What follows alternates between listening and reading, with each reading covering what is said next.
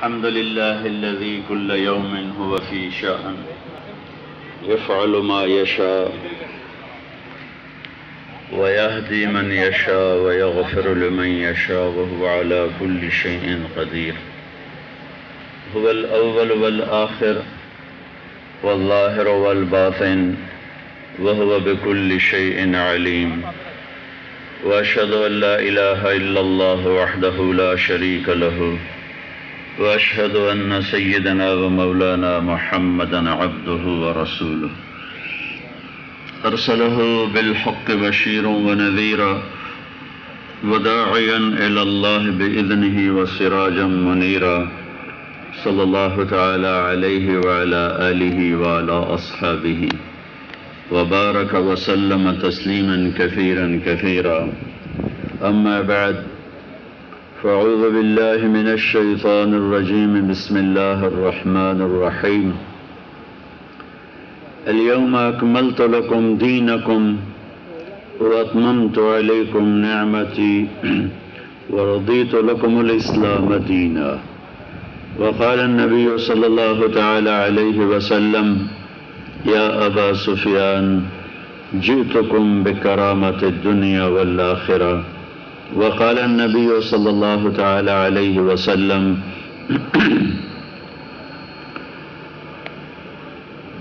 إن الله بعثني كافة للناس رحمة فأدوا عني، أو كما قال صلی اللہ تعالی علیہ وسلم. میرے عزیزو،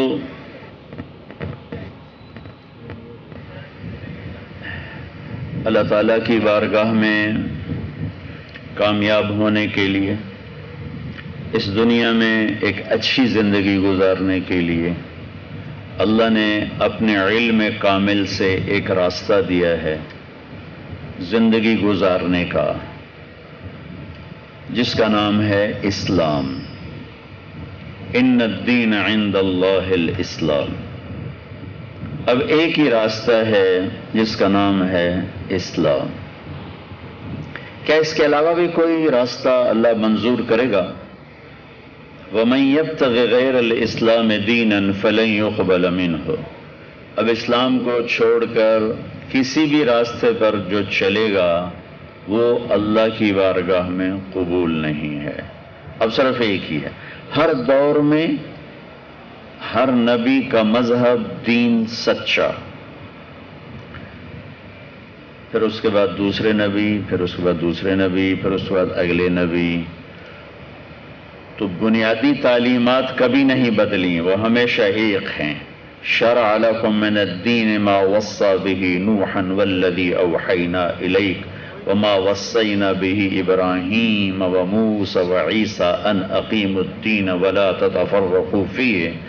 آدم علیہ السلام سے لے کر ہمارے نبی تک دین ایک ہے. اس کی بنیادی توحید، رسالت، آخرت، عبادات، عقائد وہ ایک ہیں ہر دور کے لحاظ سے. ثم جعلناک علی شریعۃ من الامر لکل جعلنا منکم شرعۃ ومنہاجا. ہر دور کے لحاظ سے اللہ اس میں کچھ تبدیلی فرماتے رہے، یہاں تک کہ جب وہ ناقابل تبدیل سطح تک پہنچا تو اللہ نے اس پر مہر لگائی. وتمت کلمۃ صدقا وعدلا لا مبدل کلمات. اب یہ ہمارا آخری پیغام ہے، یہ مکمل ہو چکا ہے، نہ اسے بدلا جا سکتا ہے، نہ اسے تبدیل کیا جا سکتا ہے، نہ یہ خود تبدیل ہوگا. کوئی بدلنا بھی چاہے گا تو یہ تبدیل نہیں ہوگا، یہ اپنی بنیادوں پر محکم قائم رہے گا، محکم قائم رہے گا. تو سارے آسمانی کتابوں کو قرآن میں جمع کر دیا. اوتیت المثانی مکان التورات. ہمارے نبی نے فرمایا اللہ نے مجھے تورات کے بدلے میں سورہ فاتحہ دے دی، 7 آیات. والمائدۃ مکان الانجیل. انجیل کے بدلے میں اللہ نے مجھے سورۃ مائدہ دے دی. آسمانی کتابوں میں سب سے بڑی کتاب تورات تھی، والیوم میں سب سے بڑی. پھر زبور رہ گئی تو والحوامیم مکان الزبور. تورات کے بدلے سورۃ فاتحہ، انجیل کے بدلے سورۃ مائدہ، اور زبور کے بدلے حامیم، حامیم والکتاب المبین۔ 7 صورتیں اس عنوان سے شروع ہوتی ہیں، حامیم حامیم حامیم۔ تو آپ نے فرمایا حامیم مجھے زبور کے بدلے مل گئیں، ساری آسمانی کتابیں 9 صورتوں میں آ گئیں، 9، 7 حامیم زبور، سورۃ فاتحہ تورات، اور سورۃ مائدہ انجیل، باقی 114 صورتیں ہیں، 114 صورتیں ہیں۔ تو 105 صورتوں کے ذریعے سے فضلت بالمفصلات، میرے نبی نے فرمایا کہ مجھے باقی قرآن کے ذریعے سے سب پر عزت بخشی گئی، فضیلت بخشی گئی۔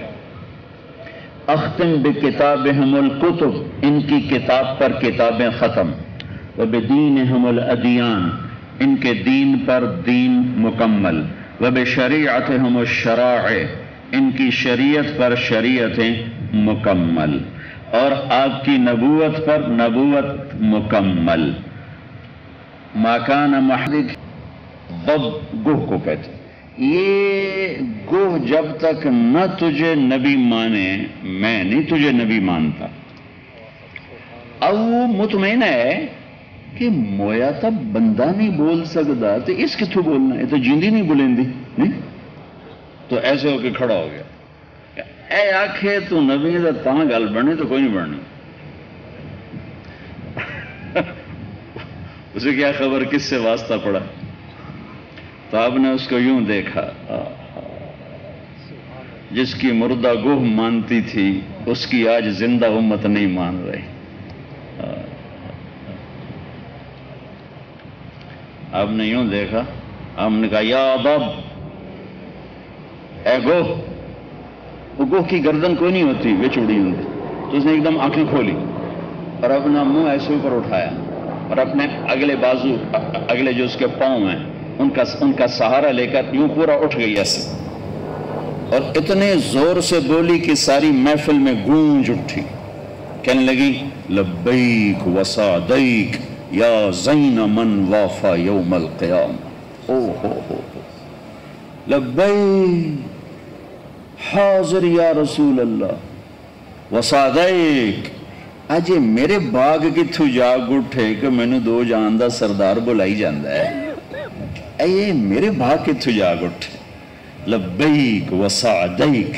اور آگے جو اس نے آپ کو نام دیا، نام، میرے پاس ایک کتاب ہے جس میں 1177 نام ہمارے نبی کے مذکور ہیں، ایک وہ ہیں جو اللہ نے دیا آپ کو، ان کو چھوڑ کر جتنے نام دیے گئے، یہ جو گوہ نے آپ کو نام دیا، ایسا خوبصورت نام کسی نے آپ کو نہیں دیا جو گوہ نے آپ کو نام دیا۔ کیا کہا اس نے؟ لبیک وسعدیک یا زین من وافا یوم القیامہ، لبیک حاضر وسعدیک، میرے بھاگ، آج دو جہان کے سردار کی صدا آئی، اے وہ ذات جس کی طفیل قیامت کا دن خوبصورت ہو جائے گا۔ ویسے وہ بڑا خوفناک دن ہے، والساعۃ ادہا وامر، قرآن کہہ رہا ہے کہ قیامت کا وقت خوفناک اور وحشت ناک اور دہشت ناک، جتنے بھی الفاظ لاؤ، اور یہ کیا کہہ رہی ہے کہ اس دن کی وحشتیں، دہشتیں، فرقتیں سب آپ کی طفیل حسین ہو جائیں گی چونکہ آپ جو موجود ہوں گے۔ یا زین من وافا یوم القیامہ، اے قیامت کے دن کو حسین بنانے والے، اللہ، کیا عشق ہے، کیا محبت ہے، کیا تعبیر ہے۔ ارے اب ایک گاؤں میں نے 20 لڑکوں سے پوچھا، اور بھائی ساڑھے نبی دا نام کی ہے، کسی ایک نے نہیں بتایا، کہا جی پتہ کوئی نہیں، کہا جی پتہ کوئی نہیں، کہا جی پتہ کوئی نہیں۔ تو گوہ آپ کو ایسا خوبصورت نام دے رہی، آپ نے فرمایا من آنا، میں کون ہوں؟ کہ انت رسول رب العالمین. یہ اگلا جملے کی وجہ سے سارا واقعہ یاد ہے. انت رسول رب العالمین، آپ رب العالمین کے رسول ہیں. وخاتم النبیین، اور آپ آخری ہیں. جو بات گوہ کو سمجھ میں آئی آج لاکھوں انسانوں کو سمجھ میں نہیں آ رہا. آپ آخری نبی ہیں. قد افلح من صدقک وقد خاب من کذبک. جو آپ کی مانیں گے کامیاب، جو نہیں مانیں گے ناکام. وہ بدو دے تو ہاتھی ہٹاں ٹور گئے. ہم نے کہا بھائی آپ کیا کہتے ہو؟ کہا جی اب تو مانتا ہوں. کہا اچھا یہ میرے عمر نے تمہیں ڈرایا تھا نا، اس کے بدلے تمہیں ایک اونٹنی بھی تحفہ دیتا. ارے میں تمہیں نبی کے اخلاق کیا بتاؤں.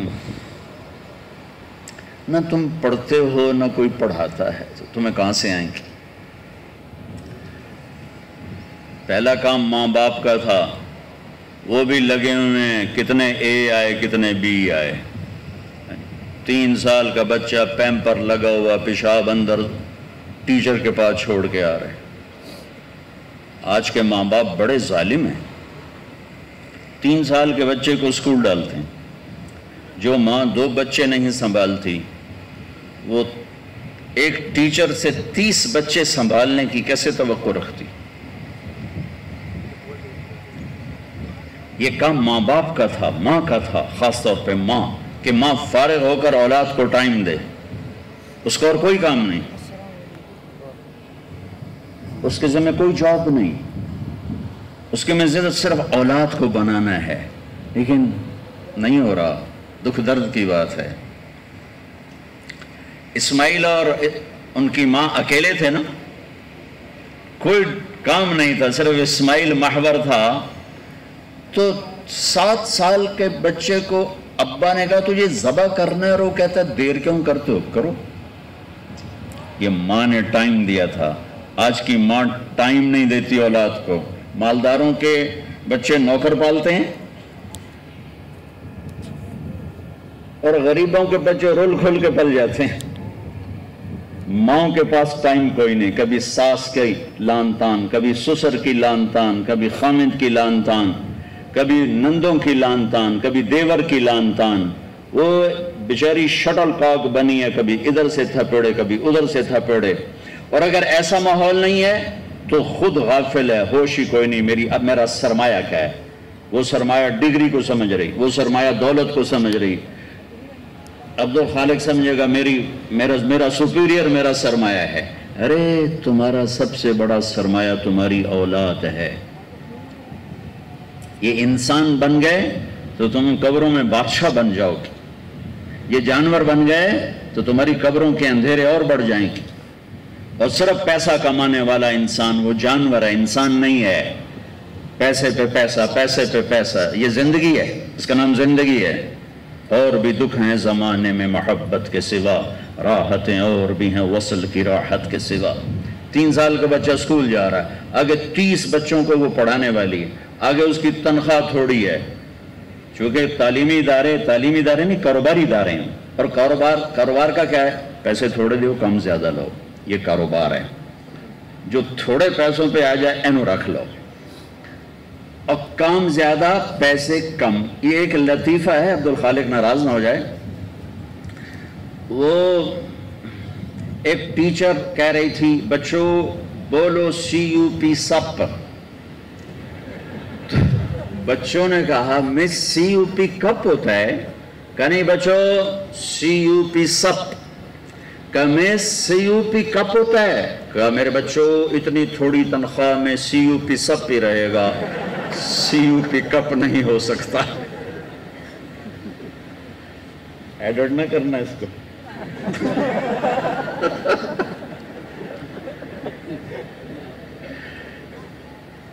میں ویسے یہ درد سے سناتا ہوں. ماں باپ کا ظلم ہے. 30 بچوں میں بچے کو پھینک دیا. آگے اس بیچاری کی تنخواہ اتنی تھوڑی ہے تو اس کے سر میں ہر وقت درد رہتا ہے کہ اتنے پیسے سے گھر کیسے چلاؤں.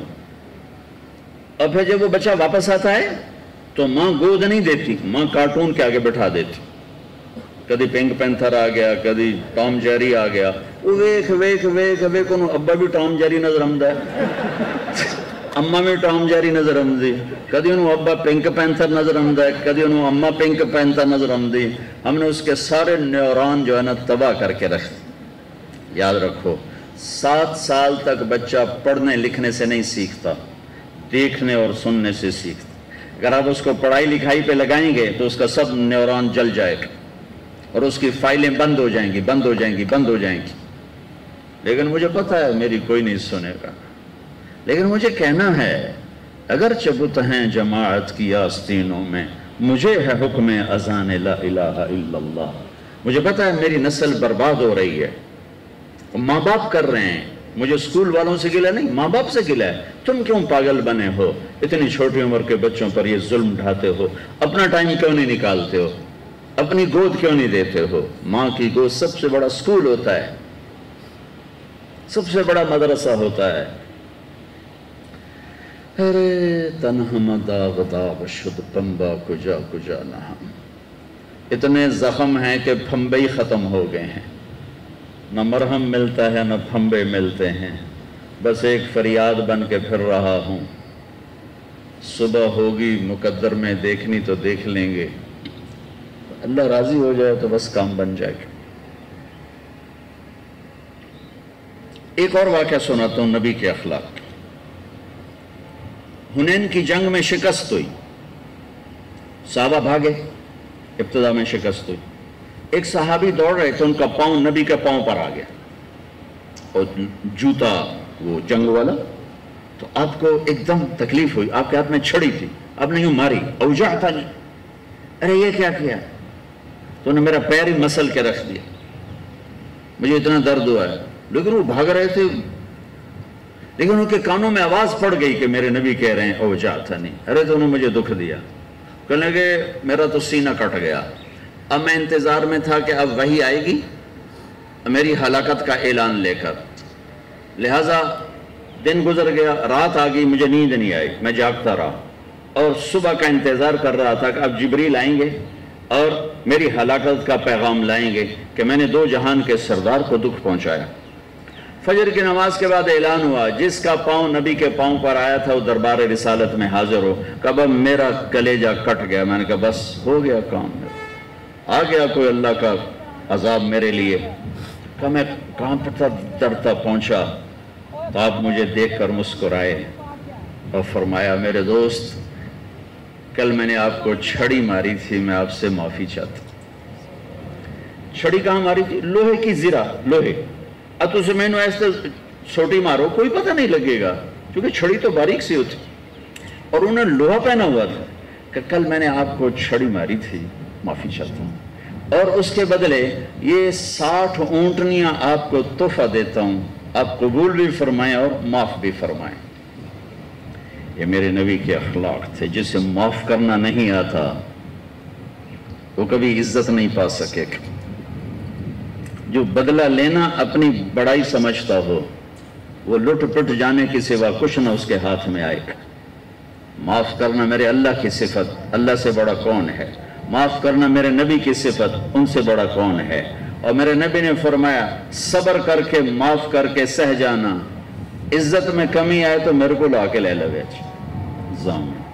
خیر میں دائیں بائیں ہو گیا. میں یہ بات کر رہا تھا کہ اللہ نے جناب رسول اللہ صلی اللہ تعالی علیہ وسلم کو آخری نبی بنا کر بھیجا، دین مکمل کر کے بھیجا. سارے عالم کے لیے اب ایک دین ہے، سارے انسانوں کے لیے ایک دین ہے، ساری دنیا کے انسانوں کے لیے ایک نبی ہیں. عیسائیوں کے لیے، یہودیوں کے لیے، ہندوؤں کے لیے، سکھوں کے لیے، دہریوں کے لیے، جنگل والوں کے لیے، سب کے لیے ایک نبی ہیں. وہ صرف ہمارے نہیں ہیں، ساری دنیا کے انسان اور جنات کے نبی ہیں. ہم اس کے کرم و فضل سے ایمان لائے اور بہت سے لوگ ایمان نہیں لائے، لیکن نبوت آپ کی سب کے لیے ہے. قُلْ يَا أَيُّهَا النَّاسِ إِنِّي رَسُولُ اللَّهِ إِلَيْكُمْ جَمِيعًا. میں تم سب کے لیے رسول ہوں. اس کا تقاضا تو یہ تھا کہ آپ کم از کم حضرت نوح علیہ السلام کی عمر تو لے کر آتے، تو آج ہم بھی صحابی ہوتے چونکہ نوح علیہ السلام نے کوئی 1450 سال عمر گزاری، تو اگر ابھی تو 1436 ہجری ہے تو آپ کو حضرت نوح علیہ السلام کی عمر ملتی، سلیمان علیہ السلام کا تخت ملتا، ذوالقرنین کے لشکر ملتے، اور آپ پوری دنیا میں جا کر اللہ کا پیغام خود سناتے۔ لیکن میں قربان جاؤں، سب سے چھوٹی عمر پائی 1,24,000 نبیوں میں، کتنی؟ 63 سال۔ کون سے؟ انگریزی والے، عربی والے، عربی محرم صفر، اور انگریزی کے کتنے؟ 61 سال 1 مہینہ 16 دن، 61 برس 1 مہینہ 16 دن، 12 اور 12 کی روایت کے مطابق، 12 اور 12 ربیع الاول کو پیدائش اور 12 ربیع الاول کو وفات، یہی زیادہ علماء کا قول ہے۔ اس میں پھر کچھ اور اختلافی بھی ہیں، لیکن زیادہ اسی پر اعتماد ہے سب کا پوری دنیا میں۔ تو 12 ربیع الاول آنا، 12 ربیع الاول جانا، تو آپ کے 63 سال بنتے ہیں، اور انگریزی کے لحاظ سے 61 سال 1 مہینہ 16 دن، اور آپ نبی ہیں سارے عالم کے، تو کیا انتظام کیا، کیا انتظام کیا؟ 1,24,000 نبی آئے، 1,24,000 صحابہ اللہ نے پیدا کی جو نبیوں والی صفات کے تھے، اور جنہوں نے زندگی میں جنت کا کپ جیتا۔ یہ واحد جماعت ہے۔ سورہ فتح، وَكُلًّا وَعَدَ اللَّهُ الْحُسْنَى، اے میرے محبوب، میرا وعدہ ہے آپ کے تمام صحابہ میں کوئی جہنم میں نہیں جائے گا، سب جنتی ہیں۔ یہ واحد جماعت ہے، میرے نبی کے صحابہ کی واحد جماعت ہے، جس کے بارے میں میرے اللہ نے خوشخبری سنائی، یہ سب جنتی ہیں۔ اور جنہوں نے صلح حدیبیہ میں ہاتھوں میں ہاتھ دے کر بیعت فرمائی تھی کہ لَقَدْ رَضِيَ اللَّهُ، اللہ ان سے راضی ہو گیا۔ اور یہ اس امت کے واحد شخص ہیں حضرت عثمان، جن کو ایک بڑی عجیب فضیلت ملی ہے۔ حضرت عثمان گئے تھے بات کرنے، او میرا بچہ، او بھائی کیمرے والا، او یہاں نہ بیٹھ، میں ڈسٹرب ہوتا ہوں، جڑ کوئی کرنے کھبے سجے کر میرے اگوں نہ کریں۔ حضرت عثمان کو بھیجا بات کرنے کے لیے صلح کی۔ خبر مشہور ہو گئی کہ حضرت عثمان شہید ہو گئے، تو آپ نے سب سے کہا یا میرے ہاتھوں میں ہاتھ دو کہ ہم عثمان کے قتل کا بدلہ لیں گے۔ تو 1400 آدمیوں نے آپ کے ہاتھ میں ہاتھ دیا، اور آپ نے فرمایا جنہوں نے میرے ہاتھ میں ہاتھ دیا ان میں سے کوئی جہنم میں نہیں جا سکتا۔ جب سب کی بیعت ہو گئی تو آپ نے فرمایا یہ میرا ہاتھ اور یہ عثمان کا ہاتھ، یہ واحد ہستی ہیں جن کو یہ عزت ملی، یہ میرا ہاتھ اور یہ عثمان کا ہاتھ۔ میں عثمان کو اپنے ہاتھ کے واسطے سے بیعت کر رہا ہوں، یہ اس امت کو یہ عزت ملی ہے، اس امت کو یہ عزت ملی ہے کہ نام زد کر کے جنت کی بشارت سنائی۔ ابو بکر جنتی، عمر جنتی، عثمان جنتی، علی جنتی، زبیر جنتی، طلحہ جنتی، سعد بن ابی وقاص جنتی، عبد الرحمن بن عوف جنتی، ابو عبیدہ بن جراح جنتی، سعید بن زید جنتی۔ یہ ام رومان حضرت عائشہ کی والدہ، جس نے جنتی عورت دیکھنی ہو ام رومان دیکھے، جس نے جنتی عورت سے شادی کرنی ہو ام ایمن سے کرے۔ ارے بلال تو کیا کرتا ہے؟ جب جنت میں جاتا ہوں تو مجھ سے آگے آگے نظر آتا ہے، تیرے قدموں کی آہٹ سنائی دیتی ہے۔ آپ نے کہا میں جنت میں گیا تو میں نے قرآن کی تلاوت سنی، میں نے کہا یہ کون تلاوت کر رہا ہے، یہ کون تلاوت کر رہا ہے؟ تو مجھے کہا گیا حارثہ بن نعمان کر رہے ہیں، حارثہ بن نعمان۔ تو آپ نے سوچا، فرمایا کہ حارثہ تو ابھی زندہ ہے، مرا تو نہیں کہ اس کی روح جنت میں آ گئی اور تلاوت کر رہی، وہ تو زندہ ہے مدینے میں۔ تو یہ قرآن کی تلاوت دیکھو، تمہیں سنانے کے لیے کتنا بڑا ساؤنڈ سسٹم لگا ہوا ہے، ہم تھوڑے سے بچے ہو، ادھر بچی ہوں گی مسورات ہوں گی، اور جنت ساتھ آسمان پر، مدینہ زمین پر، اور حارثہ کی آواز آپ جنت میں سن رہے ہیں۔ کیڑا لاؤڈ سپیکر آئی، کیڑا ساؤنڈ سسٹم آئی، اور وہ سنو کہ یہ کیا بات ہے، حارثہ تو ادھر گھر بیٹھا ہوا ہے۔ کہا جی ماں کی ایسی خدمت کی ہے کہ اللہ نے خوش ہو کر کہا ہے جب حارثہ قرآن پڑھے ساری جنت کو سناؤ. ہاں، ساؤنڈ سسٹم کیا تھا؟ ماں کی خدمت، ماں کی دعا. ایک روایت میں آتا ہے کہ صحابہ میں سب فرما بردار تھے، پر دو جو تھے نا وہ آؤٹ سٹینڈنگ تھے، ایکسٹرا آرڈینری تھے. دو نے جیسے ماں کی خدمت کی کسی نے نہیں کی، ایک حضرت عثمان اور ایک حارثہ بن نعمان. حارثہ بن نعمان کا حال یہ تھا کہ بیوی گھر میں اسے نہیں کہتے تھے میری ماں کی خدمت کر، ہے بھی نہیں. بیوی کے ذمے میرے ماں باپ کی خدمت نہیں، وہ کرے اس کا میرے پر بھی احسان ہے، میرے ماں باپ پر بھی احسان ہے، میں اس کا شکر گزار ہوں گا. لیکن اگر وہ کہے کہ میں نہیں کر سکتی تو وہ مجرم نہیں ہے، نافرمان نہیں ہے. ہمارے ماحول میں تو اس کا تصور ہی نہیں ہے. ساری لڑائیاں ہی اسی پر ہیں کہ میں نے چائے نہیں پوچھ دی، میں نے سلام ہی نہیں کر دی، میرے کپڑے ہی نہیں دھون دی. ایک گھر میں یہاں تک طلاق پہنچ گئی تھی، ہو رہی تھی، اللہ نے مجھے ذریعہ بنا کہ ساس نے یہ آگ لگائی تھی، اے پیکے جاندی میرے کو پوچھ کہیں نہیں جاندی، اور بیٹے کو اتنا بھرا کہ وہ طلاق دینے پہ آ گیا. میرا چونکہ تعلق واسطہ تھا، میں کہا تیرے کو پوچھ کے جاندی ہے؟ میں کہا جی جاندی. اور میں کہا یہ کو پوچھنا تو ضروری نہیں، یہ تیرے کو پوچھ کے نہ جاوے پھر یہ گناہگار ہے. تیری ماں سے پوچھنا اس کے ذمے نہیں ہے، کیوں پاگل بنتے ہو؟ ارے اللہ کے واسطے دین پڑھو. تم نے صرف تسبیح پھیرنے کو اسلام سمجھا ہے، نمازیں پڑھنے کو اسلام سمجھا ہے. یہ تو 2 گھنٹے کا کام ہے نماز پڑھنا.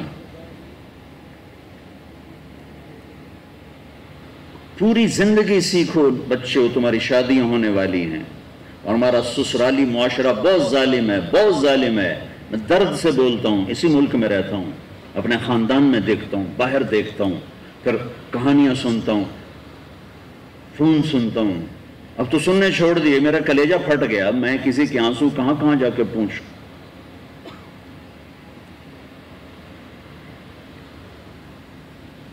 دین سیکھو. دین سے مراد نماز نہیں کہہ رہا ہوں، وہ دین عبادات کا بہت بڑا حصہ. زندگی، دین کی زندگی سیکھو. دین کس چیز کا نام؟ زندگی ہے، ایک زندگی ہے. بڑی مشکل سے وہ طلاق ختم کروائی. بی تیرے کو پوچھنا ہے دے ذمے کوئی نہیں، پوچھے تو چنگی گل ہے، جب تو پوچھ لیا کر، لیکن ذمے کوئی نہیں. خامند سے پوچھنا ذمے ہے، اس نے اجازت دے دی تو اس کو کسی سے پوچھنے کی ضرورت نہیں ہے.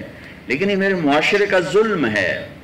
ایک عورت جب ماں ہوتی ہے تو اس کے روئیں سے محبت کے چشمے پھوٹتے ہیں.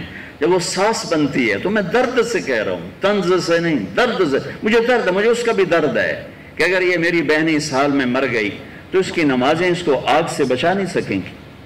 تو اس کے روئیں سے آگ نکلنا شروع ہو جاتی، نفرت بھر جاتی. ایسا کیوں ہے؟ حارثہ بن نعمان کی تلاوت جنت میں کیسے پہنچی؟ بیوی سے نہیں کہتے تھے میری ماں دی روٹی پکا، میری ماں دا سالن. خود بناتے تھے، خود بناتے تھے. ماں کا سالن بھی، ماں کے لیے سالن بھی، ماں کے لیے روٹی بھی. اچھا، پھر یہ نہیں کہتے تھے اماں جی آ کھا. اس کے سامنے بیٹھ کے نوالے توڑ کے ماں کو خود کھلاتے تھے. ماں کے کپڑے خود دھوتے تھے، ماں کو تیل خود لگاتے تھے، ماں کے سر میں کنگھی خود کرتے تھے، اور جوئیں تک نکال کے مارتے تھے. اب یہ لوگ کہتے ہیں اسی ویل نہیں ساڑی بیوی کرے. تجھے لعنت ہے تیری اس مصروفیت پر جو تجھے ماں کے لیے ٹائم نہ دے سکے. کون سی مصروفیت ہے تمہاری ماں قیمتی ہے یا تیری دکان قیمتی ہے؟ وقت نکال. اپنی ماں اگر زندہ ہے وقت نکال. حارثہ کی آواز جنت میں کیسے پہنچ؟ ماں کے یوں خدمت. اور آخری بات، جب کوئی ماں کے حارثہ بیٹا یہ ذرا کر دینا. اب ان کو سمجھ میں نہیں آیا کہ ماں نے کیا کہا، تو کبھی نہیں کہا ماں جی کیا جی، میں نے سمجھ نہیں آیا. باہر نکل کے بیوی کو اشارہ کرتے، وہ باہر آ جاتی، کہتے ماں جی نے کیا کہا ہے مجھے سمجھ میں نہیں آیا. دوبارہ دہراتے نہیں تھے. امام زین العابدین اہل البیت آل الرسول، جگر گوشہ حسین، جن سے ان کی نسل چلی، ایک ہی تو بچے کربلا میں، سب تو ذبح ہو گئے، ساری رات رویا کرتے تھے، ساری رات۔ ایک دن ان کے خادم نے کہا حضرت اللہ نے آپ کو بہت رزق بھی دیا، عزت بھی، بادشاہی بھی، دین کی بھی دنیا، اب آپ کیوں ساری رات روتے ہیں؟ تو پھر رونے لگے۔ کہا میرے دوست یعقوب علیہ السلام کا ایک بیٹا گم ہوا تھا، یوسف، اور وہ بھی مل گیا تھا، تو 40 سال رو رو رو رو ان کی آنکھیں ختم ہو گئیں۔ مجھے کہتے ہو میں کیوں روتا ہوں؟ میں نے اپنے سارے گھر کو اپنی آنکھوں کے سامنے ذبح ہوتے دیکھا ہے، ان کے سروں کو نیزوں پہ چڑھتے دیکھا ہے، میرے بھائی، میرے چاچے، میرے باپ، سب نیزوں پہ پیچھے ہو۔ میں کیسے نہ روؤں؟ یہ ماں کے ساتھ بیٹھ کے کھانا نہیں کھاتے تھے، بڑے عیب کی بات ہے عرب میں الگ الگ پلیٹوں میں کھانا کھانا، یہ ہمارے اجمیوں کا رواج ہے، اپنی پلیٹ چاہو تو وچ پاؤ، وہ کٹھے کھاتے ہیں۔ تو کسی نے کہا حضرت آپ ماں کی ویسے تو اتنی خدمت کرتے ہیں، ان کے ساتھ بیٹھ کے کھانا کیوں نہیں کھاتے؟ کہ مجھے ڈر لگتا ہے کہ کوئی ایسی بوٹی نہ اٹھا لوں جس پر میری ماں کی نظر پڑ چکی ہو اور میں اٹھا کے گناہگار نہ ہو جاؤں، میں اس لیے ماں کے ساتھ کھانا نہیں کھاتا کہ کہیں میرا ہاتھ اس کی پسند سے پہلے نہ بڑھ جائے۔ ایک دین ہے، ایک پوری زندگی ہے، تو اللہ نے اپنے نبی کو صحابہ کی ایک جماعت اور عرفات کے میدان میں کھڑے ہو کر آپ نے کہا فَلْيُبَلِّغِ الشَّاهِدُ الْغَائِبُ، میرا اب یہ پیغام دنیا کے آخری کنارے تک پہنچانا تمہارے ذمے ہے۔ پھر اس چشم فلک نے دیکھا کہ اس امت نے کس طرح اپنے نبی کی بات کو گلے سے لگایا۔ جس کو میرے شاعر نے کہا، وہ میرا شاعر نہیں، وہ پورے، میں نے 6 بر اعظم میں ایسا شاعر نہیں دیکھا۔ میرا دعویٰ نہیں کہ میں بہت پڑھتا ہوں، لیکن زندگی پڑھنے میں ہی گزری ہے، اور ادب کا ذوق بھی ہے، شعر و شاعری کا ذوق بھی ہے۔ میں نے عربی میں، فارسی میں، اردو میں ایسا شاعر نہیں دیکھا جیسے ہمیں اللہ نے اقبال دیا۔ وہ ہماری نسل کو پتہ ہی نہیں اقبال ہے کون۔ دی اذان نے کبھی یورپ کے کلیساؤں میں، کبھی افریقہ کے تپتے ہوئے صحراؤں میں، دشت تو دشت ہیں صحرا بھی نہ چھوڑے ہم نے، بحر ظلمات میں دوڑا دیے گھوڑے ہم نے، دی اذان نے کبھی یورپ کے کلیساؤں میں، کبھی افریقہ کے تپتے ہوئے صحراؤں میں، شان آنکھوں میں نہ جچتی تھی جہان تاروں کی، کلمہ پڑھتے تھے ہم چھاؤں میں تلواروں کی، تجھ سے سرکش ہوا کوئی تو بگڑ جاتے تھے، تیغ کیا چیز ہے ہم توپ سے لڑ جاتے تھے، نقش توحید کا ہر دل پہ بٹھایا ہم نے، زیر خنجر بھی یہ پیغام سنایا ہم۔ پوری تاریخ بتا دی 4-5 اشعار میں۔ اس امت نے اس پیغام کو سینے سے لگا، اور میرے رب کی قسم یہ ملک فتح کرنے نہیں نکلے تھے، یہ اپنے نبی کا پیغام سنانے نکلے تھے۔ اور 100 سال کے اندر یہ پیغام 92 ہجری میں میرا ضلع ملتان ہے، ملتان میں محمد بن قاسم داخل ہو چکے تھے، اور ادھر کاشغر تک قتیبہ بن مسلم باہلی پہنچ چکے تھے، اور ادھر جنوبی فرانس تک عبد الرحمن الغافقی پہنچ چکے تھے، سینیگال چاڈ تک کے حدود اور باؤنڈریز پر صحابہ کے لشکر پہنچ چکے تھے، استنبول کے دروازوں پر ابو ایوب انصاری دستک دے رہے تھے، اور اس طرح یہ آفاق میں گھومیں کہ ان کو لوٹ کے آنا بھی بہت سو کو نصیب نہ ہوا۔ ابو زمع بلوی، تونس کیروان میں قبر میں گیا ہوں۔ ابو زمع بلوی کون ہے؟ صلح حدیبیہ میں جب آپ نے سر کے بال مڑائے تو آپ کی حجامت کرنے والے ابو زمع بلوی تھے، تو کچھ بال آپ نے ان سے لے لیے تھے ابو زمع نے۔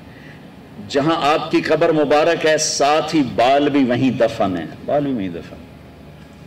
میں نے کہا تو میرے ساتھ ہی دفن کرنا، وہیں بالوی دفن ٹھہرو۔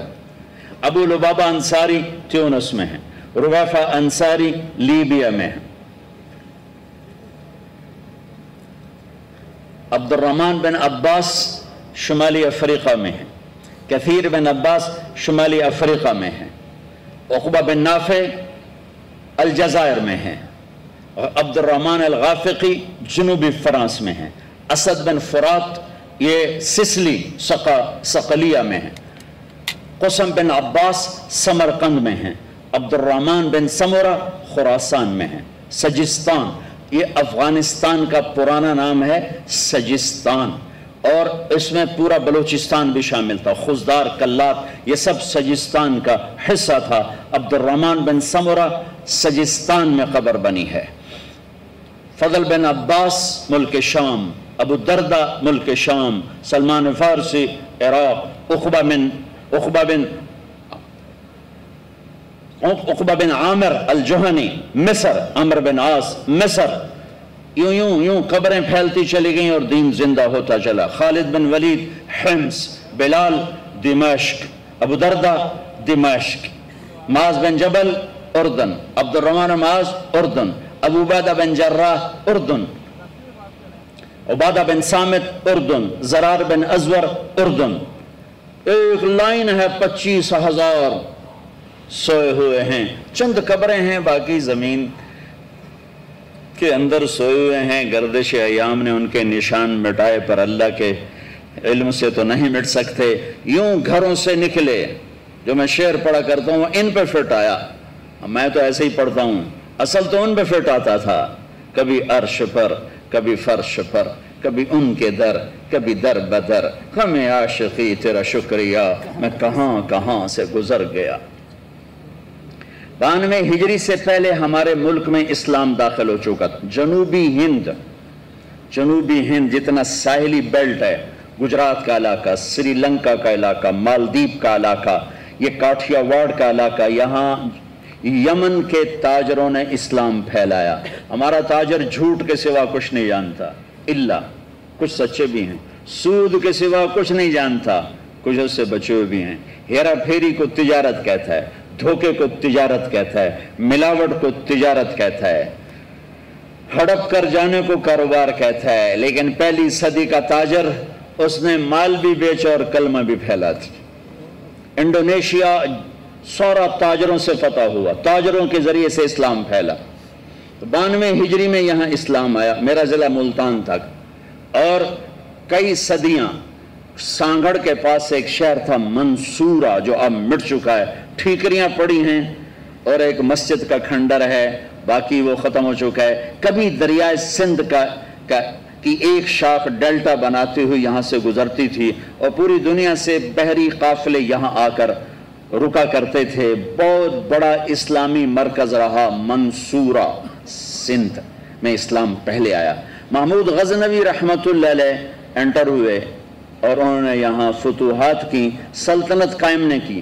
شہاب الدین غوری رحمت اللہ علیہ نے یہاں سلطنت قائم کی، اور قطب الدین ایبک یہیں ہمارے لاہور میں، جب میں لاہور پڑھتا تھا انارکلی بازار ہوتا تھا، وہیں گھومنے پھرنے جاتے تھے، تو وہاں میں دیکھتا تھا، چونکہ میں تاریخ کا طالب علم بہت بچپن سے ہوں، تو مجھے بہت دکھ ہوتا تھا کہ قطب الدین ایبک کی قبر کوڑے کا ڈھیر پڑا ہوتا تھا۔ اللہ ضیاء الحق کی قبر روشن کرے، اس نے وہاں اس کا مقبرہ بنایا، اس کے شایان شان، اس کے نرینہ اولاد نہیں تھی، اس کے 2 داماد تھے، ایک التمش دہلی میں اور ناصر الدین قباچہ ملتان میں، تو اس نے ایک بیٹی التمش کو دی اور ایک بیٹی ناصر الدین قباچہ کو دی۔ ناصر الدین قباچہ کو اتنا سمجھدار نہ نکلا، وہ اچھا حکمران نہیں تھا، لیکن التمش ایسا حکمران نکلا۔ قطب الدین ایبک یہاں پہلا حکمران بنا۔ التمش ایسا حکمران تھا کہ جب خواجہ بختیار کاکی رحمت اللہ علیہ کا انتقال ہوا اور ان کے جنازے کو رکھا گیا، تو ان کے خدام نے اعلان کیا کہ حضرت شیخ کا فرمان تھا، یہ التمش ان کا مرید بھی تھا، کہ میرا جنازہ وہ پڑھائے جس کی کبھی تہجد قضا نہ ہوئی ہو، جس کی تکبیر اولیٰ قضا نہ ہوئی ہو، اور جس کی عصر کی سنتیں قضا نہ ہوئی ہوں۔ عصر کی سنتیں تو غیر موقع ہیں، کون پڑھتا ہے؟ کبھی کبھی ہم پڑھ لیتے ہیں، سارے مجمع پہ سناٹا چھا گیا، بڑے بڑے اولیاء، اقطاب، علماء، صوفیاء سب کھڑے ہوئے۔ جب کافی دیر گزر گئی تو ایک شخص یوں نقاب اوڑے ہوئے، منہ چھپائے ہوئے، روتا ہوا باہر آ رہا ہے، اور جب وہ مصلی پر آ کر کھڑا ہوا تو دلی کا سلطان التمش تھا، اور کہنے لگا ارے میرے شیخ تو نے میرا راز ہی فاش کر دیا، کہ اللہ کا شکر ہے میری کبھی تہجد قضا نہیں ہوئی، تکبیر اولا قضا نہیں ہوئی، عصر کی سنتیں کبھی میں نے نہیں چھوڑی۔ انہوں نے جنازہ پڑھایا، پھر اللہ نے اس خطے کو قبول کیا، اور یہاں مسلمانوں کا اقتدار کوئی 700 سال تک ان کا سورج چمکتا رہا۔ خاندان غلامہ کے بعد مغلیہ سلطنت آئے، مغل حکمران جیسے کیسے بھی تھے لیکن مجموعی طور پر بہت اچھے حکمران تھے۔ خاندان غلامہ کے حکمران چند ایک کو چھوڑ کر بہت اچھے حکمران تھے، اللہ سے ڈرنے والے تھے اور اللہ کے بندوں کا استقبال کرنے والے۔ میرا ہوم ٹاؤن ہے تلمبا، بہت پرانا ٹاؤن ہے، یہاں سکندر ذوالقرنین آ کے ٹھہرا ہے، ملتان پہ حملہ کرنے سے پہلے ٹھہرا ہے، یہاں محمود غزنوی آ کے ٹھہرا ہے، ملتان پر حملہ کرنے سے پہلے ٹھہرا ہے، اور یہاں تیمور آ کے ٹھہرا ہے، دلی کو لوٹنے کے لیے آیا تھا کم بخت، تو اس نے میرے تلمبے کو بھی لوٹا اور کھوپڑیوں کے مینار بنائے۔ باقی دو نے کچھ نہیں کہا، چھوٹا جا شہر آئی لیکن اس کو خون بہا کے مزہ آتا تھا۔ تیمور کہتا تھا جب خون نکلتا دیکھتا ہوں تو مجھے ایک سرور آتا ہے، میرے اوپر ایک کیفیت طاری ہو جاتی جب میں لوگوں کا خون ابلتے دیکھتا ہوں، اور بچوں کی چیخ و پکار اور عورتوں کی آہ و فغاں جب وہ کہتا میں سنتا ہوں تو مجھے ایک نشہ آتا ہے۔ وہ اس قسم کا بھیڑیا نما انسان تھا۔ تو 700 برس کی تاریخ ہے، حکمران اللہ تعالیٰ نے بڑے عالی شان دیے، برے بھی ہے لیکن برے کم تھے، اچھے زیادہ، لیکن اللہ تعالیٰ کا نظام ہے کہ ہر عروج کے بعد سوال ہوتا ہے۔ جب آپ ماؤنٹ ایورسٹ چڑھ جاتے ہیں تو پھر اس کے بعد کیا ہوتا ہے؟ اترنا ہوتا ہے نا، اترنا ہی ہوتا ہے، اتنا چاندتے تو نہیں چڑھنا ہی نہیں، ہٹ ہی لانا ہے نا۔ ایسے جب قومیں ماؤنٹ ایورسٹ پر جاتی ہیں تو اترنا ایک لازمی پروسیس ہے۔ یہ ایک آیت وَتِلْكَ الْأَيَّامُ نُدَاوِلُهَا بَيْنَ النَّاسِ، ہم یہ دن ایسے ہی پھیرتے رہیں گے، کبھی ایک آگے کبھی دوسرا، کبھی یہ کبھی وہ، کبھی یہ کبھی وہ۔ یہ اللہ کا نظام ہے، نہ اہلوں کو زیادہ دیر حکومت نہیں دیتا ہے کسی اور قوم۔ ان تتولوا یستبدل قوما غیرکم، اگر تم گڑبڑ کرو گے ہم تمہیں ہٹا کر کسی اور کو لائیں گے۔ تو رفتہ رفتہ رفتہ رفتہ رفتہ جب اسلامی سلطنت مسلمان سلطنت کے قابل ہی نہ رہے، حکومت چلانے کے قابل ہی نہ رہے، جو آج میرے دیس کا حال ہے کہ کسی طبقے میں کوئی صلاحیت نہیں رہی اپنے نظام کو لے کر چلنے کی۔ اس لیے میں حکمرانوں کو برا اس لیے نہیں کہتا ہوں کہ میرا تو ریڑھی والا بھی ریڑھی پہ بیٹھ کے جھوٹ بول رہا ہے، تو بادشاہ سے کیسے توقع کروں کہ وہ سچ بولے گا، اور 22ویں گریڈ والے سے کیسے کہوں کہ وہ بددیانتی نہیں کرے گا۔ لیکن شکر ہے کچھ شمع ابھی بھی فروزہ ہیں، سارا ایسا زوال نہیں، کچھ لوگ ہیں جن کی برکت سے میرا دیس قائم ہے، میری دھرتی قائم ہے، جن کے نام سے یہ نظام چل رہا ہے، اور ان کی دیانت سچائی وہ سورج کی طرح روشن ہے۔ زوال کیسے آتا ہے؟ جب صلاحیتیں ختم ہو جاتی ہیں، جب استعدادیں ختم ہو جاتی ہیں۔ جیسے جوانی پہ بڑھاپا آتا ہے تو وہ کام نہیں کر سکتا، قوموں پہ جب بڑھاپا آتا ہے تو وہ کوئی کام نہیں کر سکتے۔ اللہ نے کائنات کو چلانا ہے، اللہ اوروں کو لے کر آتا ہے۔ تو جب مغلیہ سلطنت 350 سال پورے کر کے اس زوال کا شکار ہوئی کہ قابل ہی نہ رہے، علماء اس زوال کا شکار ہوئے جو آج ہو رہا ہے، یہ اس وقت شروع ہو گیا۔ کفر کے فتوے، میں دھماکوں سے اتنا پریشان نہیں کہ جو مر رہے ہیں شہید ہو رہے ہیں، اور جو ظالم ہیں اگر یہاں نہ پکڑ گئے تو ایک دن اللہ نے رکھا ہے انہیں پکڑ کے دکھائے گا، پکڑ کے دیکھا ہے۔ اس سے میرا ملک تباہ نہیں ہوگا، اس سے میرے ملک میں طاقت آئے گی، چونکہ قربانی سے چیز بڑھتی ہے۔ قربانی، حسین نے قربانی دی، آل رسول پوری دنیا میں پھیل گئے۔ ابن زیاد، شمر، یزید ظالم تھے، نام و نشان مٹ گئے، نام و نشان مٹ گئے۔ بکریاں روزانہ ذبح ہوتی ہیں، ریوڑ کے ریوڑ نظر آتے ہیں کہ نہیں آتے؟ کبھی کم نظر آتی؟ کتے نہیں ذبح ہوتے، کبھی کتوں کا ریوڑ نظر آئے گا 200 کتے جان دے پہ، کدی کلا بیٹھا ہوں ٹاؤں ٹاؤں کرتا، کدی دو بیٹھے ہوں۔ قربانی سے نہیں گھبرانا چاہیے، قربانی آگے بڑھنے کا ذریعہ ہے۔ جو چیز مجھے رلاتی بھی ہے، تڑپاتی بھی ہے، پھر میں فریاد بن کے بولتا ہوں، مجھے پتا ہے میں یہ آگ نہیں بجھا سکوں گا، یہ میرا اللہ ہی بجھائے گا، کیونکہ اس فرقہ واریت منبر رسول محبت کے لیے ہے، فرقہ واریت کے لیے نہیں ہے۔ لیکن ہمارا خطیب آتا ہے، ایسی تقریر کرتا ہے کہ لوگوں کے دلوں میں آگ لگا دیتا ہے، اور ایک کو دوسرے سے متنفر کر کے نکل جاتا ہے، وہ اپنے پیسے کھڑے کرتا ہے اور لوگوں کے دلوں میں آگ بھر کے چلا جاتا ہے۔ یہ میرے دیس کا سب سے بڑا روگ ہے، اور سب سے بڑی معاملات میں سود سب سے بڑا روگ ہے، دین میں فرقہ واریت سب سے بڑا روگ ہے، اور معاشرت میں بد اخلاقی سب سے بڑا روگ ہے۔ یہ وہ سوراخ ہیں جہاں سے پانی گیا تو کشتی ڈوب جائے گی، اگر یہ سوراخ بند نہ کیے گئے تو سفینے ڈوبتے ہیں۔ ملاحوں کو کیا گلہ دینا جب مسافر کدالیں لے کر، ہتھوڑے لے کر اور آریاں لے کر تختوں کو کاٹ رہے ہیں اور اس میں برموں سے سوراخ کر رہے ہیں، تو میں ملاح کو کیا گلہ دوں؟ میں ہوا کو کیا برا کہوں؟ میں طوفانوں کا کیا گلہ کروں؟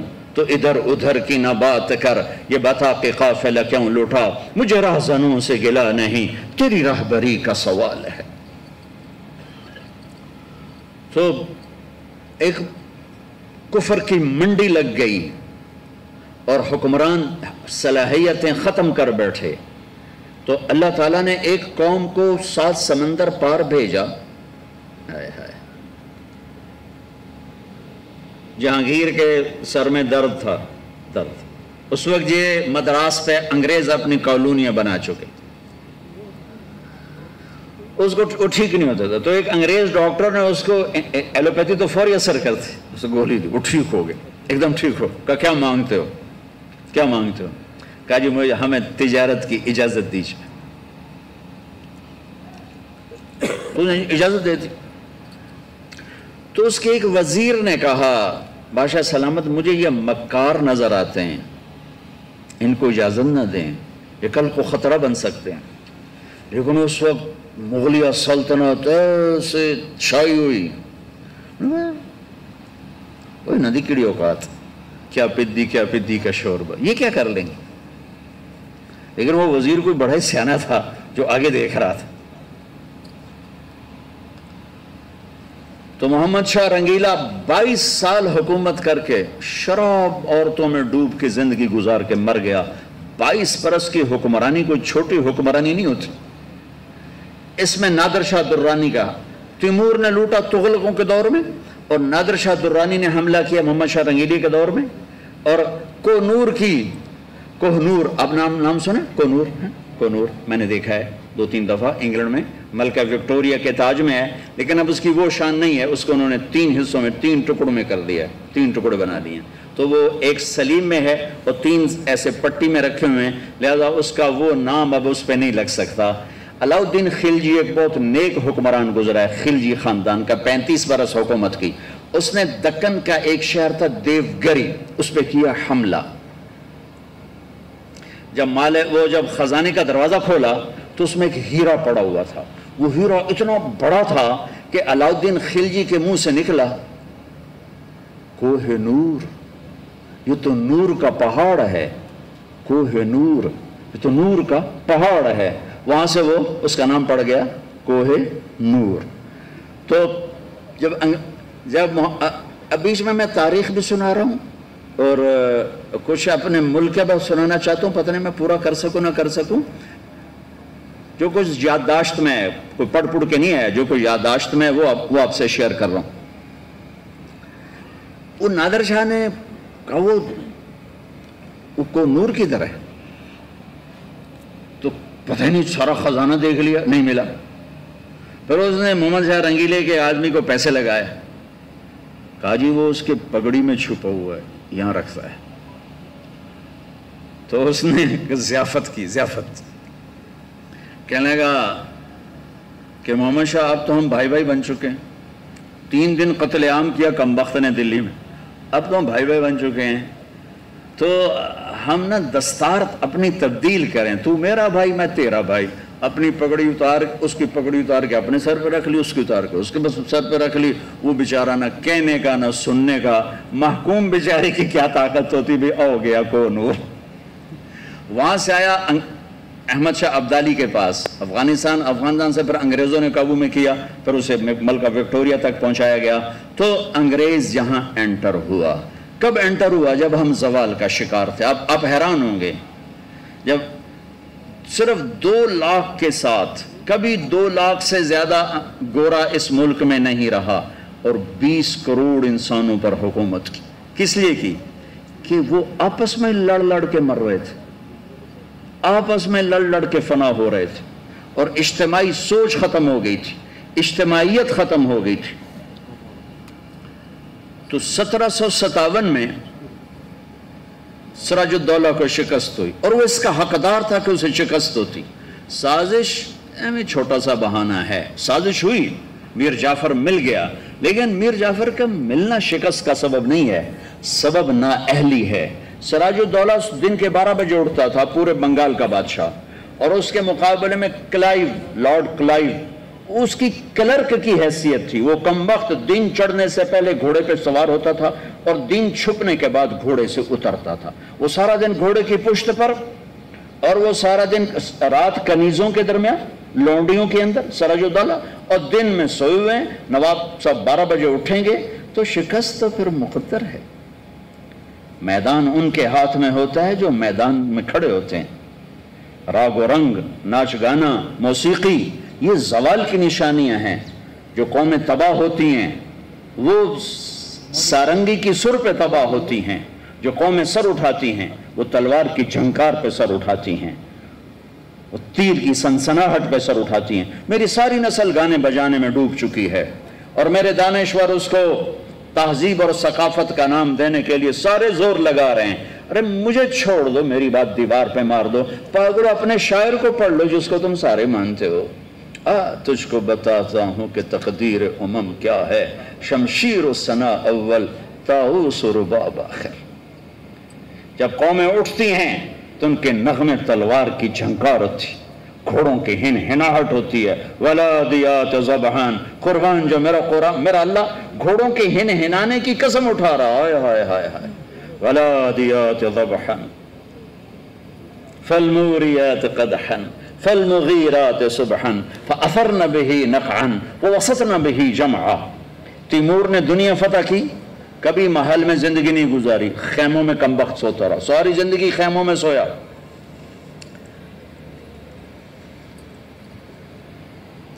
چنگیز خان دنیا کا سب سے بڑا فاتح ہے، ساری زندگی خیمے میں سویا، کبھی محل میں نہیں سویا۔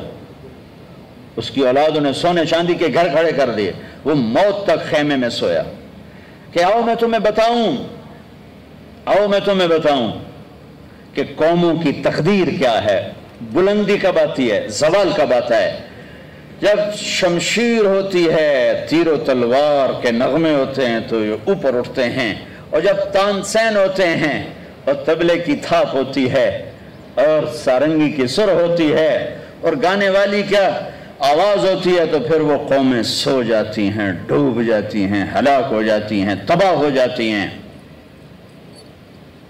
تم شریعت کو بیچ سے نکال دو، تاریخ کو بیچ میں لاؤ کہ قوموں نے عروج کیسے پکڑا، زوال کیسے آیا۔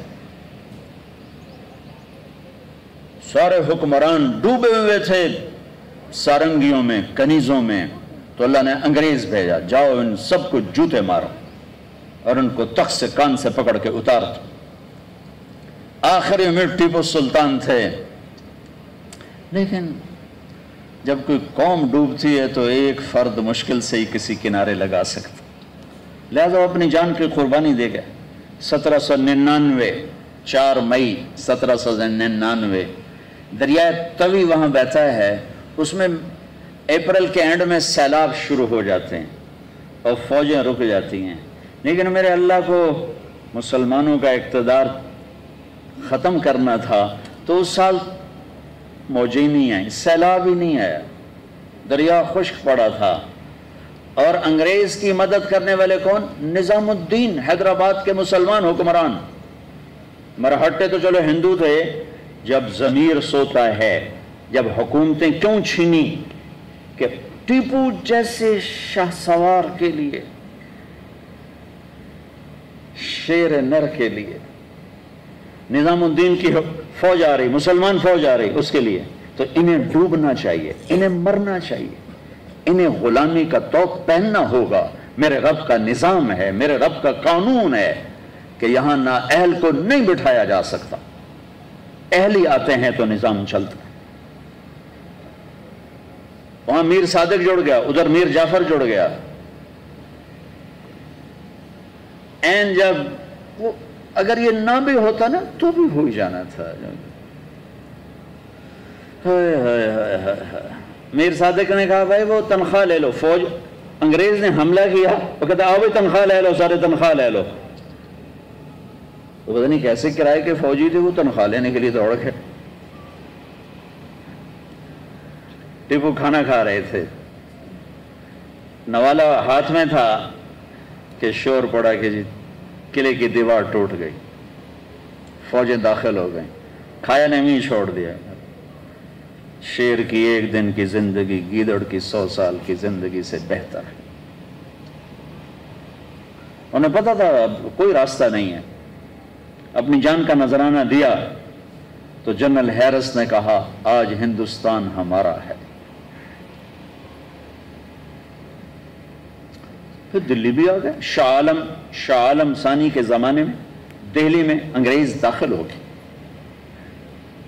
اور پھر بہادر شاہ ظفر جو 1857 کی جنگ آزادی، وہ ایک ایسے جیسے یہ ہمارا جلوس نہیں ہوتا، جلوس، ان جلوسوں نے کبھی کچھ کیا؟ جلوسوں سے کچھ نہیں ہوتا سوائے کہ 2-4 گڈیاں ساڑ دو، 2-4 سائن بورڈ بن دو تو جاندے گراہ گیراں دے بوجھب لٹ لو۔ تو وہ ایک جلوس تھا، نہ کوئی نظم تھا، نہ کوئی ترتیب تھی، اور ظلم کا جواب ظلم نہیں ہوتا ہے۔ جب انہوں نے دلی پہ قبضہ کیا تو انگریز عورتیں تھیں وہاں، 70 انگریز عورتیں تھیں اور 30-40 بچے تھے، انہوں نے سب کو ذبح کر دیا۔ ان کے ساتھ اللہ ہوگا جو عورتوں کو ذبح کر دیں، جو بچوں کو ذبح کر دیں۔ میرا دین ظلم کی اجازت نہیں دیتا۔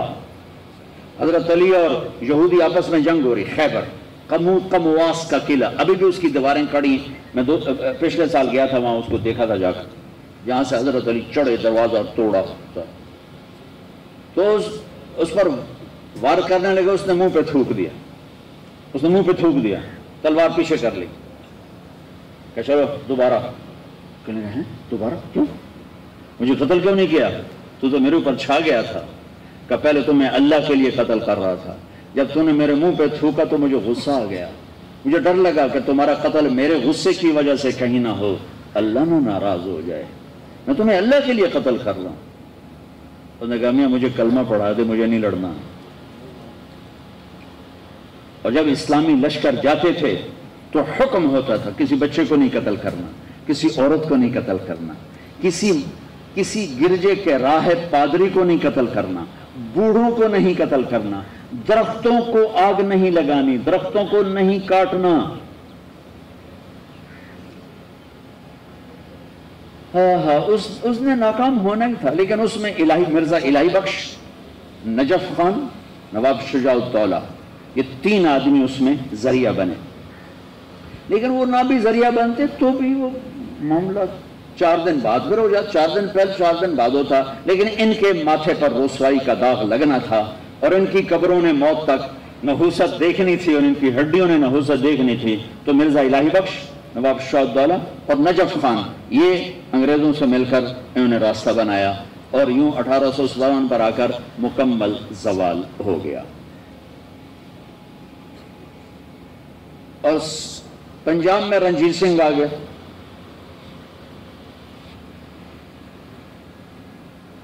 پنجابیوں کو کسی دشمن کی ضرورت نہیں، یہ آپ پہ ایک دن ٹنگا چھک چھک فنا کی رکھ دیں، انہوں نے کوئی دشمن نہیں چاہیے۔ تو ہمارا وہ مراسی کلچر ہے زمینداروں کا، تو پہلے مراسی آتے تھے، ہنستے ہنساتے تھے، اب ٹیلی ویژن نے ہر شے مکال چھڑ دی اور مراسیوں کی روٹی کہی۔ تو وہ مراسی جو تھا نا وہ کر رہا تھا، میں بھی سن رہا تھا، کہا میں راتی 2 جگ گیا، پٹھانا نو ویکھیا، اتنے فرشتہ کھلوتا ہے، جڑا سر کٹتا ہے ایک لتر میں رہندا ہے، پٹھان ہیٹھاں جا ہٹاندا ہے۔ مڑ میں بلوچاں نو ویکھیا، اتنے بھی فرشتہ سر تے کھلوتا ہے، جڑا سر کٹتا ہے فرشتہ ایک لتر میں رہندا ہے، ہیٹھاں جا ہٹاندا ہے۔ مڑ میں سندھیاں نو ویکھیا، سندھیاں تے بھی فرشتہ کھلوتا، جڑا اتنے ایک لتر مارے ہیٹھاں جاوے۔ مڑ میں گیا تو اتنے فرشتہ ہی کوئی نہ، میں کوئی کون ہے نا کہ پنجابی ہیں، تو اتنے فرشتہ کیوں نہیں؟ کہ اتنے جڑا سر کٹتا ہے ہیٹھ لے نپ کے ہیٹھاں سٹ لیں، فرشتے دی لوڑ ہی کوئی نہیں۔ یہ پنجاب کا مزاج ہے، نہ کسی کی عزت برداشت کرتے ہیں، نہ کسی کی ترقی برداشت کرتے ہیں، نہ کسی کو اچھا دیکھ سکتے۔ تو انعام دو کہ اللہ تعالیٰ نے سب تو بے وقوف قوم سکھ بہا چھڑ، وہ بھی کانا، یہ گجرا والے کا تھا، ڈاکو سے بادشاہ بن گیا، لیکن کم وقت اتنا کامیاب حکمران نکلا کہ انگریز آنکھ نہیں اٹھا سکے جب تک رنجیت سنگھ زندہ رہا۔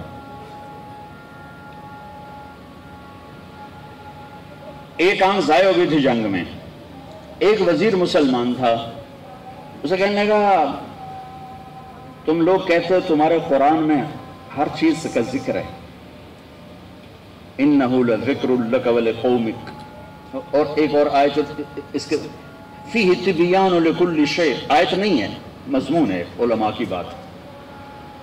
انہوں نے کہا جی، وہ کہنے لگا میرا نام کہاں ہے، میرا نام قرآن میں کہاں ہے؟ وہ کہنے لگا تھوڑا نام کیوں نہیں ہو سکتا قرآن ہے؟ اسے کہ پھر تھوڑے علماء کیوں آندھیں قرآن ہے ہر شے؟ وہ چپ ہو گیا۔ شام کو اپنی محفل میں اس نے بات کی تو وزیر کا مراسی بیٹھا تھا، انہوں نے کہا حضور تسی مینوں لے جاؤ میں جواب دے سائیں تھا۔ وہ جگہ اتنے علماء بول نہیں سکے، تو کتوں جواب دینا، تمہیں لے تو جا، تو دیکھی میں کیویں جواب دینا۔ اگلے دن وہ آ گیا، کہنے کا حضور وہ کل بات بیچ میں رہ گئی تھی، یہ بات تو ساڈا مراسی تن جواب دے گا، عالم دی لوڑ ہی کوئی نہیں۔ کہ اچھا اوے میرا نام ہے قرآن کہ جی ایک واری دساں 10 واری دساں؟ وہ کہ ایک واری دس دے مینوں سے۔ اچھا وہ ایک آنکھ نہیں تھی، کانا تھا، کانا۔ تو اس نے کہا ساڈا قرآن 100 واریاں دا کان من الکافرین، کان من الکافرین، ایک کافر ہونا ہے تو کانا ہونا ہے، تو ہی ہوتے ہیں اور کیڑا ہے۔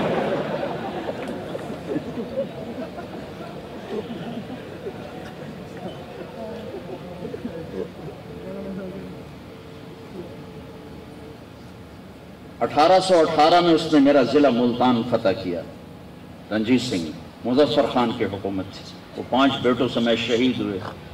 وہ خود بڑے عالی حکمران تھے، لیکن نہ عوام میں جان تھی نہ فوج میں جان تھی، صلاحیتیں ختم ہو چکی تھی، شہید ہو گئے، 5 بچوں سمیت شہید ہو گئے۔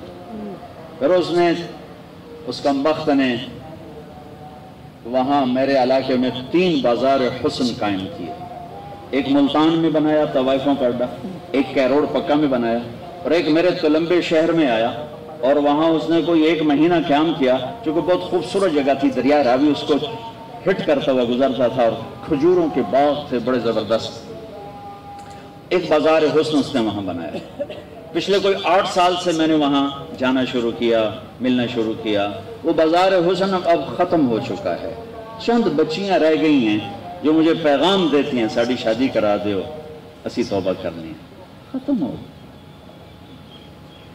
کوئی فتوے نہیں دیے، ان کو محبت تھی، ان کو بیٹیاں کہا، ان کے سر پہ ہاتھ رکھے۔ ابھی بھی 2 کو میں نے بھیجا ہوا ہے عمرے کے لیے اپنے اسی بازار حسن سے، انہوں نے مجھے وہاں سے فون کر کے رو رو کے ان کا برا حال، وہ مجھے دعائیں دے رہی کہ ایسا تو کبھی رب دا نا ہی نہ سنیا، تو سانو رب دا گھر بھی کھا چھڑے۔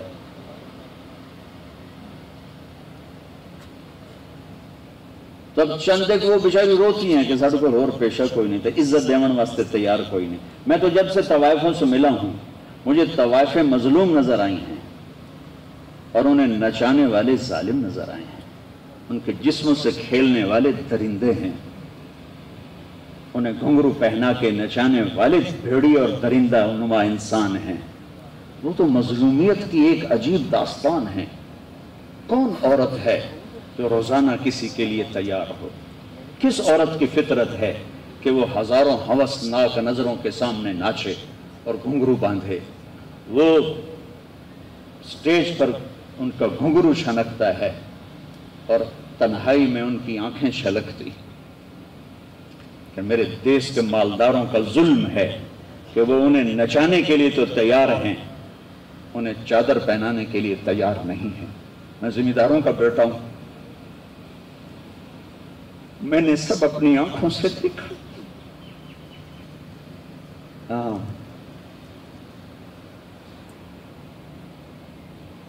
مالداروں کی ہوس کا نشانہ بننے والی طوائف ہو گئی، اور مالدار چودھری صاحب بھی رہا، کوئی دامن پہ داغ ہی نہیں، میاں صاحب کا میاں صاحب رہا، شیخ صاحب کا شیخ صاحب رہا، افسر کا افسر رہا، اور اس کے ماتھے پہ طوائف کا داغ لگا جو موت بھی نہ دھو سکی۔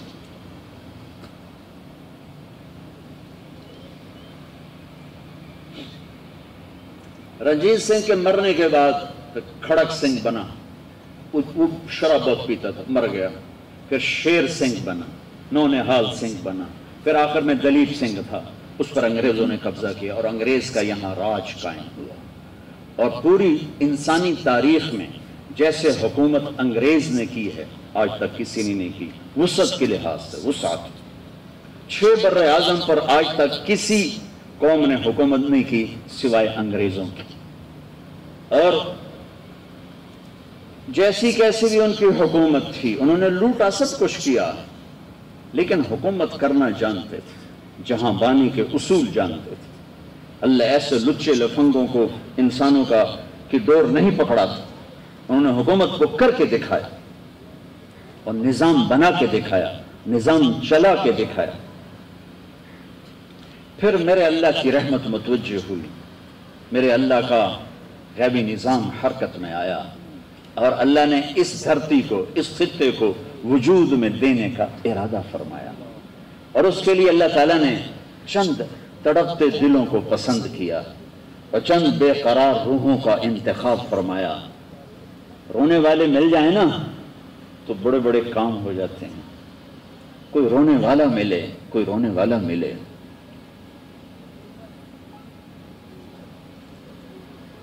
کہ آنسو بڑی طاقتور چیز ہے، بے قرار کا آنسو ترم برم کر دیتا ہے فضاؤں کو، اور ہل جاتے ہیں آسمان کے سارے دروازے، کوئی بے قرار ہو کر اسے پکارنے والا ہو۔ امن یجیب المضطر اذا دعاہ ویکشف السوء۔ تو میرے اللہ نے اپنے غیبی نظام سے تلوار نہیں چلی، توپ نہیں چلی، جنگ نہیں ہوئی، فوجیں نہیں میدان میں اتری، چند مخلص لوگ۔ یہ خواب دیکھا ہمارے شاعر نے، شاعر مشرق جس کو تم کہتے ہو، میں اسے شاعر مشرق و مغرب، شمال و جنوب کہتا ہوں، کہ دنیا پھری ہے، ادب سے لگاؤ ہے، عربی اور اردو میرے لیے ایک جیسا ہو گیا ہے، فارسی بھی پڑھی، فارسی کا کلام بھی، انگریزی ویسی ٹیکنالوجی کی زبان ہے، اس میں ادب کی وہ چاشنی ہے ہی نہیں۔ ہماری جماعت گئی 1996 میں انڈونیشیا، وہاں جنرل حبیبی اس وقت وہ تھے، صدر تھے، لیکن وہ بنائے گئے تھے الیکشن کروانے کے لیے، ایکٹنگ پریزیڈنٹ تھے، وہ 6 مہینے کے لیے بنائے گئے تھے۔ ہماری جماعت ان سے ملی تو وہ فرمانے لگے کہ آپ لوگوں کو پتہ ہے کہ آپ لوگوں کا ہمارے اوپر ایک احسان ہے کہ ہم نے یہاں تحریک آزادی جو چلائی، آپ کے 2 آدمیوں کے پیغام کو اپنی زبان میں ٹرانسلیٹ کر کے، آپ کے اقبال کی شاعری کو اور آپ کے محمد علی جناح کی تقریروں کو ہم نے اپنی زبان میں ٹرانسلیٹ کیا اور اپنی نوجوان نسل کو یہ پیغام دیا اور ہم نے انہیں ابھارا اور پرتگال کے سامنے کھڑا کیا اور ہم نے آزادی لی۔ میں نے کہا میرے دیش کے بچے کو تو پتہ ہی کوئی نہیں ہے محمد علی جناح کون تھے اور اقبال کون تھے۔ محمد علی جناح ویسے پنجابی تھے، ساہیوال، ان کے خاندان ساہیوال کا راجپوت تھے اور ان کا خاندان بہت پہلے شفٹ کر کے گجرات چلا گیا تو گجراتی کہلانے لگے، اصل گجراتی نہیں تھے، اصل ساہیوال ہے ان کا وطن اور راجپوت فیملی سے۔ تو اللہ تعالیٰ نے علامہ اقبال کو یہ خواب دکھایا، اللہ نے اس کے دل میں یہ بات ڈالی، انہوں نے اس خواب کی تعبیر کے لیے محمد علی جناح کو ڈھونڈا جن کو ہم قائد اعظم کہتے ہیں۔ پاکستان کے لحاظ سے تو واقعی ویسے تو قائد اعظم محمد مصطفیٰ صلی اللہ علیہ وسلم ہے کہ ان سے بڑا قائد کوئی نہیں، لیکن سیاسی میدان میں اور پاکستان کے لیے واقعی محمد علی جناح رحمۃ اللہ علیہ قائد اعظم تھے۔ مجھے خواب یاد آ گیا، میں نے خواب دیکھا ہم اپنے گاؤں میں ہیں اور ایک اسلامو میواتی تانگا چلانے والا، وہ تلمبے اڈے کا قدیم تانگے والا تھا، میں اور جناح رحمت اللہ علیہ تانگے پر بیٹھے اور وہ اسلامو ٹانگے والا ٹانگا چلا رہا ہے اور وہ گالیاں نکال بڑی گندی گالیاں دے رہا ہے، پاکستان بنایا، ہمیں لٹوا دیا، ہمیں پٹوا دیا، بچے مروا دیے، گھر سے بے گھر ہو گئے۔ اور محمد علی جناح رحمۃ اللہ علیہ کے چہرے پر ایک غم آ رہا ہے۔ جب اس کی گالیاں ختم ہوئی تو کہنے لگے میرے بھائی میں نے تو مسلمانوں کے لیے بنایا تھا، اپنے لیے نہیں بنایا تھا۔ اور یہ کہہ کر وہ اتر گئے، تانگے سے اتر گئے، میں بھی ساتھ اتر گیا۔ میں نے کہا آپ کا قبر میں کیا حال ہے؟ سوال کہ میں نے کہا آپ کا قبر میں کیا حال ہے؟ کہ میں بہت آرام سے ہوں، جو لوگ مجھے ایصال ثواب ہو رہا ہے مسلسل، اس کی وجہ سے میں بہت آرام سے ہوں۔ مجھے ایسا لگا جیسے میں آج دیکھ کے بتا رہا ہوں، حالانکہ یہ کوئی 40 سال پرانا خواب ہے جو میں آپ کو بتا رہا ہوں۔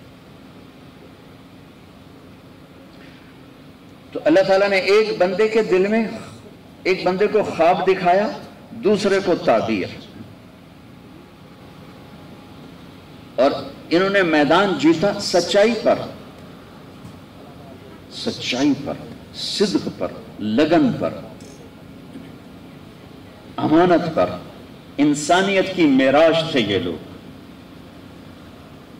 محمد بخش نام تھا علامہ اقبال کے خادم کا،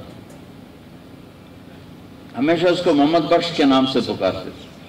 ایک دفعہ نام نے لیا، کسی اور طرح سے پکارا تو وہ کہنے لگا آپ نے اب مجھے نام سے کیوں نہیں پکارا؟ کہا میں نے اللہ کے نبی کا نام کبھی بغیر وضو کے نہیں لیا، آج میرا وضو نہیں تھا اس لیے میں نے تمہیں تمہارے نام سے نہیں پکارا۔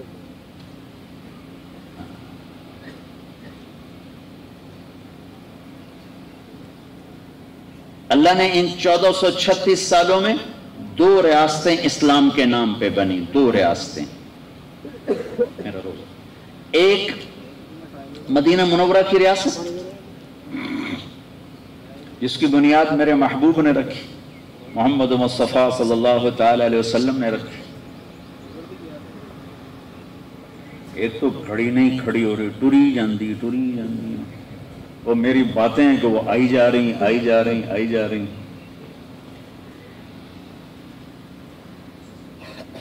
نبوت کا 10واں سال تھا اور آپ بڑے پریشان تھے چونکہ چچا باہر شیلٹر تھے، اللہ نے اٹھا لیا، اور حضرت خدیجہ گھر میں شیلٹر تھی، دونوں کو اٹھا لیا اور آپ بے آسرا ہو گئے ایک طرف۔ اور آپ کو اس سے پہلے زبانی تکلیف تو پہنچائی جاتی تھی، جسمانی نہیں، لیکن چچا کا آسرا اٹھ جانے کے بعد پتھر بھی پڑے، ماریں بھی پڑیں، گھسیٹا بھی گیا، گلے میں چادر ڈال کے مروڑا بھی گیا، اوجھڑیاں ڈالی گئیں، تو آپ کے منہ سے نکلتا چچا تیرے جانے کی کمی کتنی جلدی محسوس ہونے لگی۔ بے بسی سے آپ فرماتے چچا تیرے جانے کی کمی کتنی جلدی محسوس ہونے لگی۔ تو نبوت کا 11واں سال تھا. آپ مینا، تو پھر آپ نے کیا کیا؟ آپ مینا میں حج کے سیزن میں آپ فرماتے لوگوں سے کہ مجھے اپنے دیس لے جاؤ، میں اللہ کا پیغام سنانا چاہتا ہوں. لوگ کہتے تیری قوم تیری دشمن، ہم تمہیں لے جائیں گے تو وہ ہمارے دشمن ہو جائیں گے. تو قریش تو سب سے تکڑا قبیلہ ہے، ہم تو نہیں ٹکر لے سکتے. تو یہ نبوت کا 11واں سال تھا اور آپ رات کو مینا کی وادی میں گشت کر رہے تھے کہ آپ کو ایک جگہ چند نوجوان ملے. آپ نے کہا کون لوگ ہو؟ کہا ہم یثرب کے ہیں. کہا میری بات سنو گے؟ کہا تم کون ہو؟ کہا میں اللہ کا نبی ہوں. کہا اچھا اللہ کا نبی ہوں، سنو. یہ تھے ابو الحسن بن تیہان، عبداللہ بن رواحہ، عبادہ بن صامت، سعد بن الربیع، اسد بن زرارہ اور نعمان بن حارثہ. یہ 6 نصیب بھاگوں والے مدینے کے لوگ. تو ہم نے کہا وَإِذْ قَالَ إِبْرَاهِيمُ رَبِّ اجْعَلْ هَذَا الْبَلَدَ آمِنًا وَاجْنُبْنِي وَبَنِيَّ أَن نَّعْبُدَ الْأَصْنَامَ رَبِّ إِنَّهُنَّ أَضْلَلْنَ كَثِيرًا مِّنَ النَّاسِ فَمَن تَبِعَنِي فَإِنَّهُ مِنِّي وَمَنْ عَصَانِي فَإِنَّكَ غَفُورٌ رَحِيمٌ. آخر سورۃ ابراہیم. یہ کلام انسان کا نہیں ہے، انسان کا نہیں ہے. یہ لگتا ہے وہی نبی ہے جو یہودی کہتے ہیں کہ نبی آنے والا ہے. چلو بسم اللہ کرو، یہودیوں سے پہل کر جاؤ. بیعت ہو گئے، آپ کے سارے دکھ دل در دور ہو گئے. کہ ہم اگلے سال آئیں. 12 آئے اگلے سال، نبوت کا 12واں سال. میں ذرا شارٹ کٹ میں اب چلا جاتا ہوں. اگلے سال 72 آئے، 2 عورتیں ام عمارہ ام منیع اور 70 مرد. اور بیعت ہوئی ایک گھاٹی میں. وہ گھاٹی اب اللہ تعالیٰ آل سعود کو جزائے خیر دے، حاجیوں کی بڑی خدمت کی ہے. انہیں سارے پہاڑ ہٹا دیے، وہ جگہ محفوظ ہے، وہاں پرانی مسجد بنی ہے، ترکوں نے بنائی. یہاں بیعت ہوئی. تو آخری اس کے چند کلمات سنا. تو آخری کلمہ تو یہ زندگی اور موت کی بیعت تھی کہ مدینہ کوئی بڑی طاقتور بستی نہیں تھی، کمزور بستی تھی. اب آپ کا مدینے جانے کا مطلب ہے کہ سارا عرب ایک ہو کے وار کرے گا. تو لہذا کام بڑا اوکھا ہے. تو آخری میں سین آپ کو دکھاتا ہوں. جب بیعت ہونے لگی تو ایک صحابی کھڑے ہوئے، ایک مدینے والے عباس بن مرداس. ارے ٹھہرو کیا ہوا؟ تو سوچ لو، ان کا جانا تمہارے بچوں کا یتیم ہونا ہے، تمہاری عورتوں کا بیوہ ہونا ہے، تمہارے کھیتیوں کا اجڑ جانا ہے. اگر تو کل کو یہ برداشت کر سکتے ہو لے جاؤ، اس تو چنگی شے کوئی نہیں. اگر کل کو بھاگنا ہے تو ابھی چھوڑ جاؤ، ابھی بھاگ جاؤ. تو ابو الحسن بن تیہان کھڑے ہوئے، یا رسول اللہ اے جڑا سانو ڈرائی جاندا ہے، اگر یہ ہو بھی گیا تو سانو ملنا کی ہے؟ آپ فرمایا جنت کا. وقت تک گل ہی کوئی نہیں، بسم اللہ کرو. آپ ہاتھ بڑھائیں. ابو الحسن نے بیعت کی اور برا بن معرور نے بیعت کی، پھر اس کے بعد سب نے بیعت کی. جب بیعت ہو گئی تو ابو الحسن کھڑے ہو، یا رسول اللہ ایک بات تو بتائیں، کل اللہ آپ کو فتح دے دے، پھر ہم مدینہ، پھر ہمارا شہر، اس وقت تو مدینہ نام تھی نا، پھر آپ ہمارا شہر چھوڑ کے واپس اپنے شہر تو نہیں آؤ گے نا؟ تو آپ نے مسکرا کر فرمایا کہ اب میرا جینا بھی تمہارے ساتھ ہے، میرا مرنا بھی تمہارے ساتھ ہے. الدم الدم الہدم الہدم. جب مکہ فتح ہوا 8 ہجری میں، 18 سال کے بعد، تو آپ صفا پہاڑ پہ تھے اور آپ نے لمبی دعا مانگی، لمبی. تو مدینے والے نا آپس میں سرگوشیاں کرنے لگے. لگتا ہے اللہ دے نبی دا دل لگ گیا مکے، اے ہن نہیں جاندے مدینے. لمبی دعا مانگ رہے تھے. تو اب آپس میں زیادہ عشق بھی بدگمان کر دیتا ہے نا، محبت کی زیادتی بھی بدگمان کر دیتی ہے. تو ہن نہیں جاندے، اب دیکھو نا کیڑی دعا منگی جاندے، ہن نہیں جاندے. ایک دم جبریل آئے، یا رسول اللہ آپ کے انصار مدینے والے بدگمان ہو رہے ہیں. یوں اپنے ہاتھ چھوڑے، یوں اسمی اذن.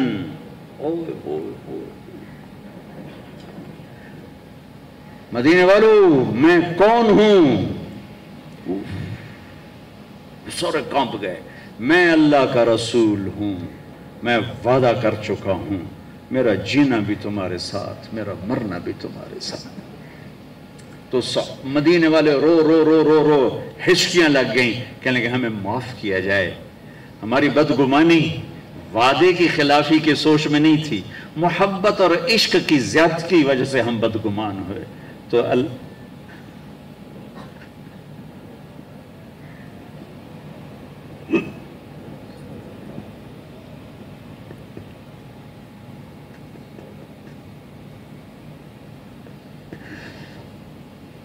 کیا لوگ تھے،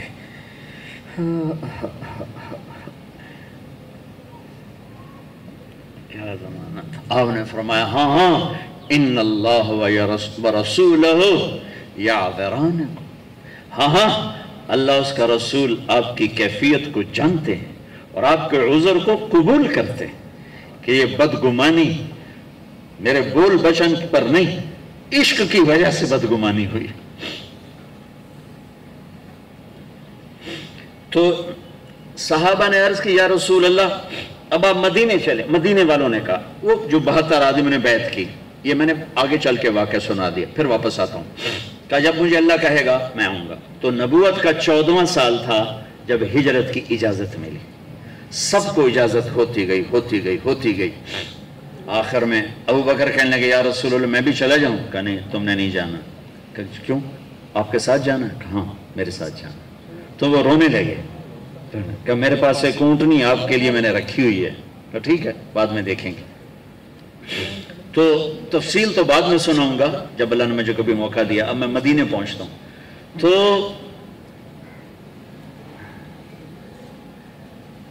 یکم ربیع الاول، یکم ربیع الاول نبوت کا 14واں سال، اور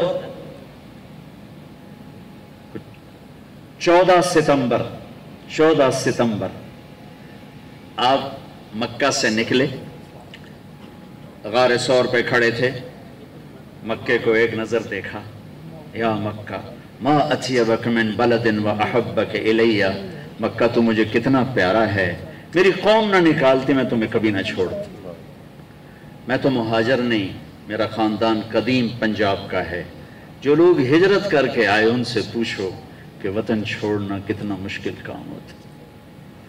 پھر وہاں سے چلے اور 8 دن کے سفر کے بعد آپ مدینہ پہنچے۔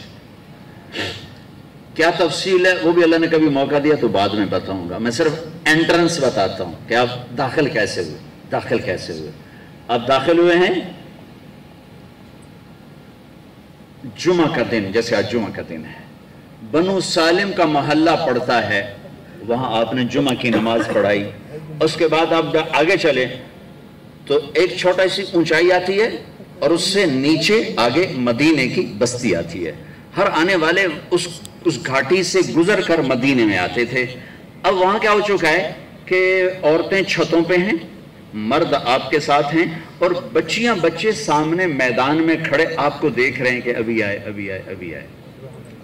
اچھا ہمارے اسکولوں میں ہوتا ہے جب کوئی ایسے ہوتے ہیں فنکشنز تو ہم اپنے بچوں کو کچھ پوئمز یاد کرا دیتے ہیں، پھر وہ وہاں پڑھ کے سناتے ہیں۔ اب یہ جو بچے کھڑے ہیں ان کو کسی نے کوئی نظم یاد نہیں کرائی، یہ ماں کا دودھ پیتے ہی شاعر بن جاتے تھے۔ عرب کا اللہ نے کوئی ایسا خمیر بنایا تھا، عرب جیسی شاعری دنیا میں کسی نے نہیں کی۔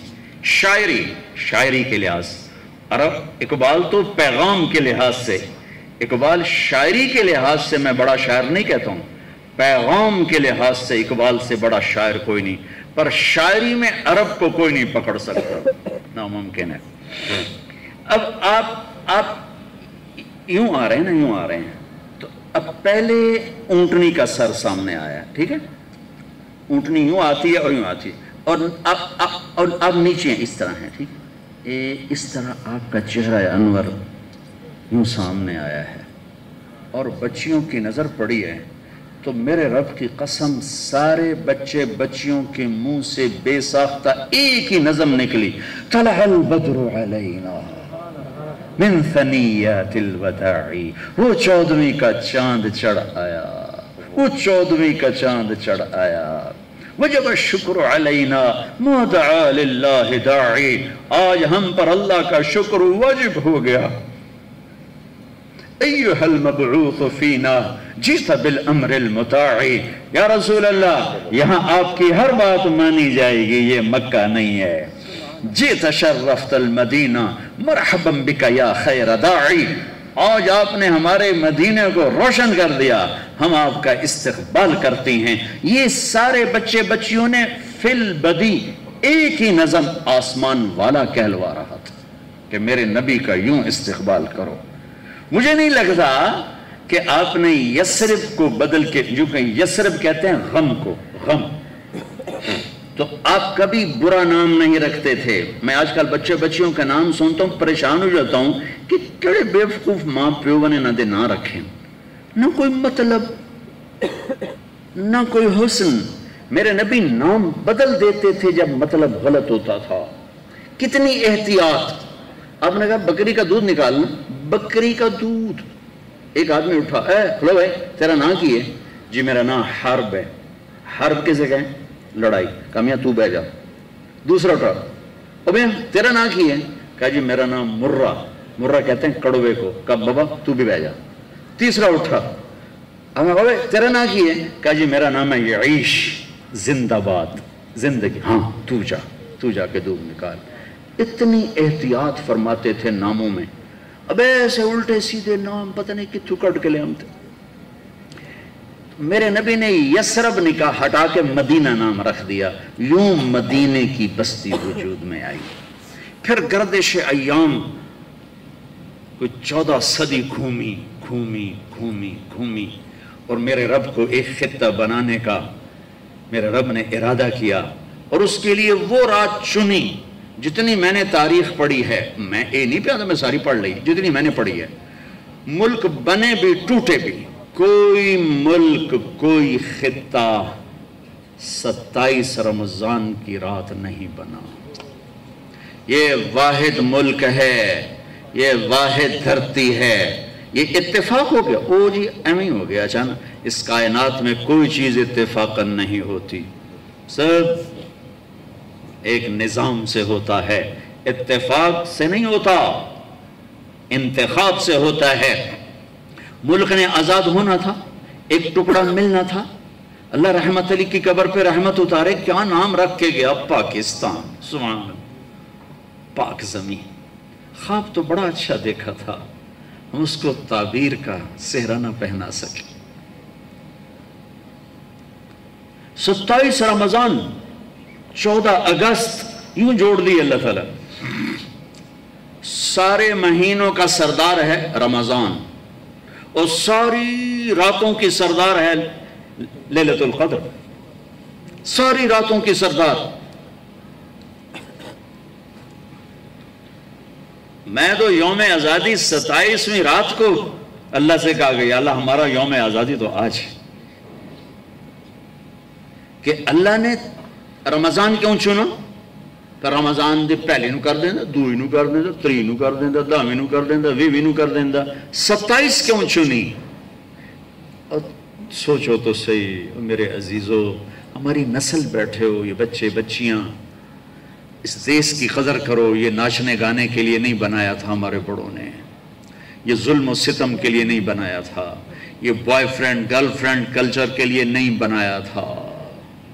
یہ خواب دیکھا تھا کہ ایک دیس ہوگا جہاں میرا رب کا نام زندہ ہوگا، جہاں ہم آزادی سے اللہ کا نام لے سکیں گے۔ کیونکہ مسلم اور کافر کے مفاد ایک نہیں ہیں، مسلم اور کافر کی سوچ ایک نہیں، یہ آپس میں اکٹھے ہو کر نہیں چل سکتے، چونکہ ترجیحات کا فرق ہے، سوچ کا فرق ہے۔ اگرچہ وہ ہو نہ سکا، مجھے کبھی کبھی اتنا رونا آتا ہے کہ یا اللہ، ساری دنیا کے لوگ تو پیش ہوں گے تیرے سامنے اور تیرے نبی کے سامنے، یہ امت، لیکن یہ پاکستان والے 6 لاکھ کے سامنے بھی پیش ہوں گے جو اس دیس کے لیے ذبح ہوئے، عزتیں قربان ہوئیں۔ چند دن پہلے مجھے ہندوستان کے لوگ ملے انڈیا میں،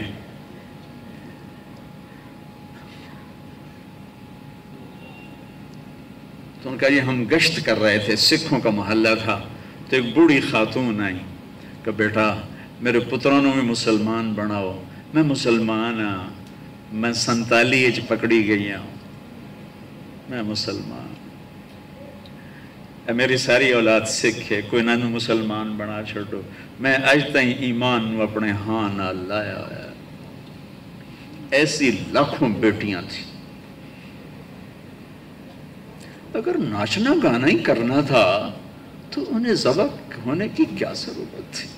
اگر سود کے بڑے بڑے نظام چلانے تھے، ناچ گانے کی محفلیں سجانی تھیں، آوارگی کو تہذیب بنانا تھا، میرے دیس کی عدالتوں نے بک جانا تھا، وکیل کی بولی لگ رہی ہو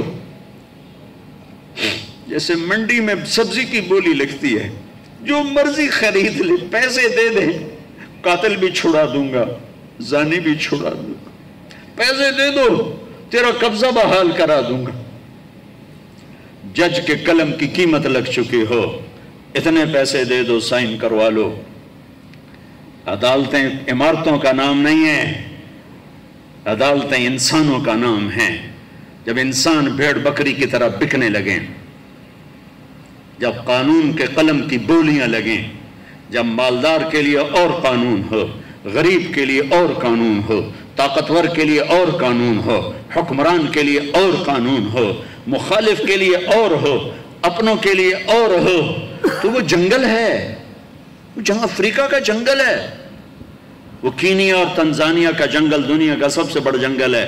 ابھی دیکھ کر آیا ہوں میں، ہماری جماعت چلے کی تھی، یہ اس سے بھی بڑا، پاکستان ہو یا کوئی دیس ہو، میرا دیس ہے، میں اس کے لیے آنسو بہا رہا ہوں، لیکن جس دیس میں قانون کی شکلیں بدل جائیں، یہ بڑوں کے لیے، یہ چھوٹوں کے لیے، یہ غریبوں کے لیے، یہ کمیوں کے لیے، یہ طاقتور کے لیے، یہ مالدار کے لیے ہے، پولیس کے رویے مالدار کے لیے اور، غریب کے لیے اور، طاقتور کے لیے اور، پیسہ دینے والے کے لیے اور، رشوت دینے والے کے لیے اور، تو وہ دیس نہیں ہے، جنگل ہے، جہاں ماؤں کی عزتیں نیلام ہوں، جہاں ماں چھپے کہ بیٹا بے عزت نہ کر دے، جہاں باپ ڈرے کہ کہیں بے غیرت بیٹا میرا گریبان نہ پکڑ لے، میں زندگی بھر نہ بھولوں گا۔ ایک نوجوان اپنے باپ سے کہہ رہا تھا، تو میرے واسطے آج تائیں کی کیتا ہے، تو آج تائیں میرے واسطے کی کیتا ہے۔ اور اس کے باپ پہ جو حسرت تھی، میرے اب بھی آنسو گر رہے ہیں، آگے اس کو کوئی بن نہیں پڑ رہا تھا کہ میں کہوں کیا، وہ نام مرادہ تیرے واسطے میں کی کچھ کیتا ہے۔ آگے وہ کہہ رہا، اچھا میرا پت، آگے اس کو بولنا نہیں آ رہا تھا، اچھا میرا پت، اچھا میرا پت، ہو۔ بازار سود سے بھرنے تھے، حکومت کی سرپرستی میں انعامی بانڈ کے جوئے کھیلنے تھے، تو کیا ضرورت تھی اتنوں کو شہید کروانے کی؟ ظالم کو پوچھنے والا کوئی نہ ہو، مظلوم کی سننے والا کوئی نہ ہو۔ یہ کیسی عدالتیں ہیں جہاں مظلوم کی سزا نہ پہنچ سکے؟ یہ کیسا انصاف ہے کہ مظلوم کو انصاف لینے کے لیے اگلی نسل تک کا انتظار کرنا پڑے؟ یہ کیسا انصاف ہے جہاں گھر بک جائیں، جائیدادیں بک جائیں، اور پھر بھی وکیل کی فیس پوری نہ ہو؟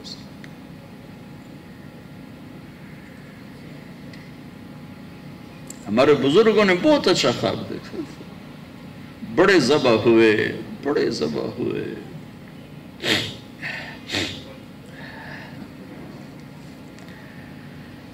چمن میں تخت پر جس دم شہ گل کا تجمل تھا، ہزاروں بلبلیں تھی باغ میں، ایک شور تھا غل تھا، کھلی جب آنکھ نرگس کی نہ تھا جز خار کچھ باقی، بتا تھا باغباں رو رو یہاں غنچہ یہاں گل تھا۔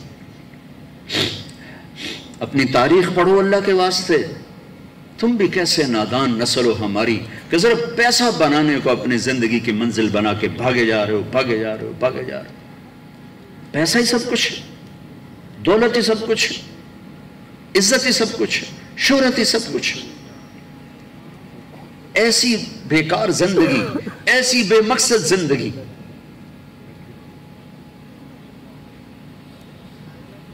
ایک موت ہے جو پیچھے لگی ہوئی ہے، یہ شمع گل ہو جائیں گی، یہ بولتی زبان ہمیشہ کے لیے خاموش ہو جائے گی، کانوں کے ٹیلی فون کے تار کٹ جائیں گے. یہ سفید لباس کا جسم، یہ سفید لباس پہنا ہوا جسم لٹھے کے کفن میں لپیٹ کر مٹی میں مٹی کر دیا جائے گا.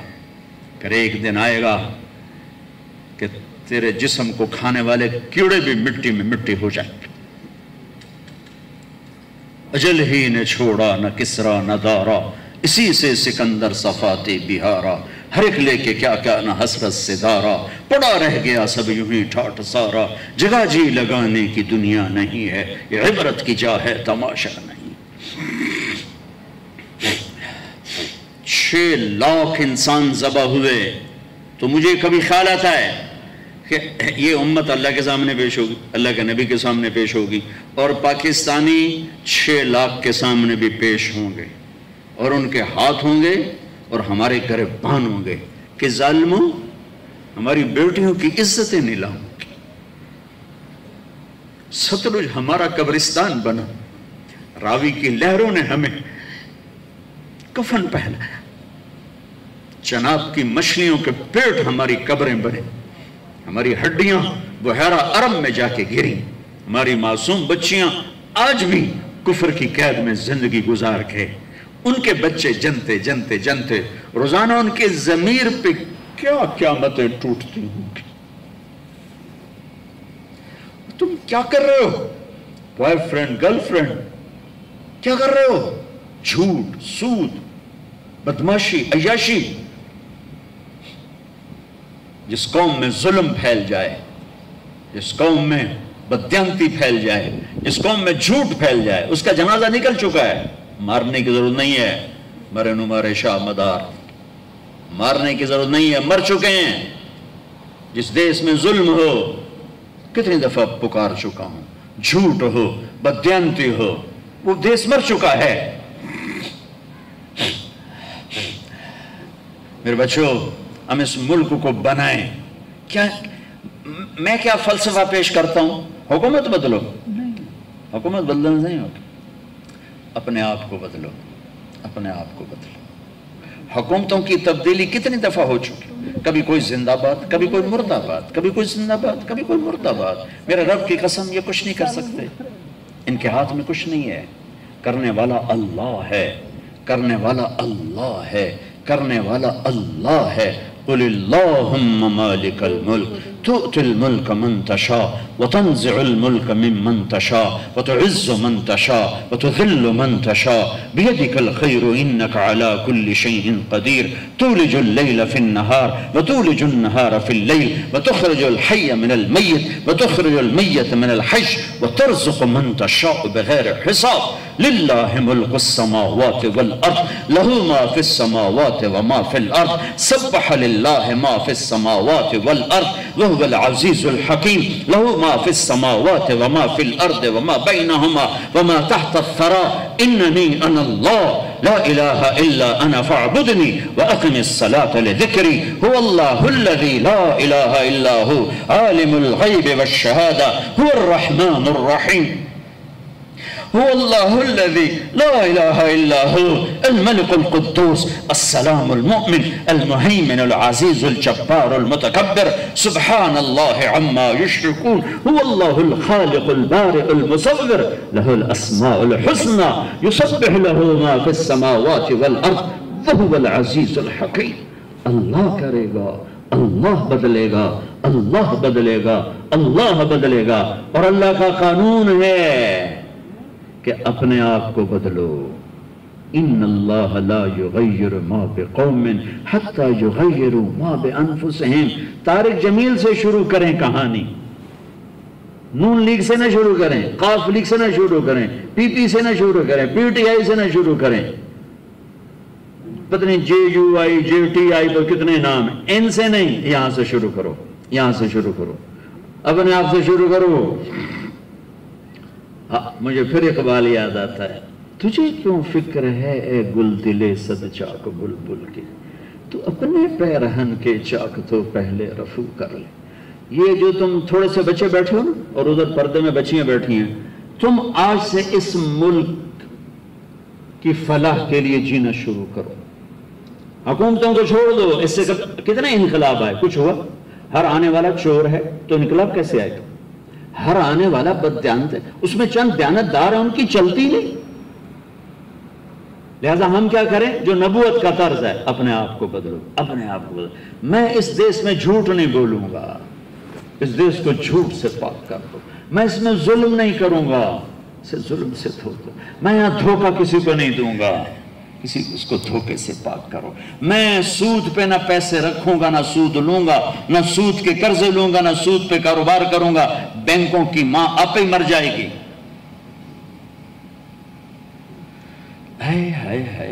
سود، سود۔ میرے اللہ نے کافر مشرک کو نہیں کہا تیرے خلاف جنگ کروں گا۔ سود دینے والا نہیں، دینے والے کے خلاف اعلان جنگ نہیں، دینے والا مجرم ہے، کبیرہ گناہ والا ہے۔ کھانے والے کو اللہ کہہ رہا ہے یا چھڑ دے یا میں تے میرا رسول تیرے واسطے تیار ہیں جنگ کرن۔ میں سود میں نہیں آؤں گا، میں اپنے ماں باپ کے پاؤں دھو کے پیوں گا۔ اپنے سے شروع کریں، میری نماز نہیں چھوٹے گی۔ اب لڑکے لڑکیاں کٹھے پڑھتے ہو، میری نظر کبھی بے حیا نہ اٹھے گی۔ یاد رکھنا میرے بچوں، جس کی نظر بے حیا ہو جائے، دنیا کے جنید بغدادی اس کے دل کو نرم نہیں کر سکتے، اس کا دل پتھر ہو جاتا ہے، اس میں خیر جاتی نہیں۔ میں انہی وادیوں سے نکل کے مدرسوں میں گیا ہوں۔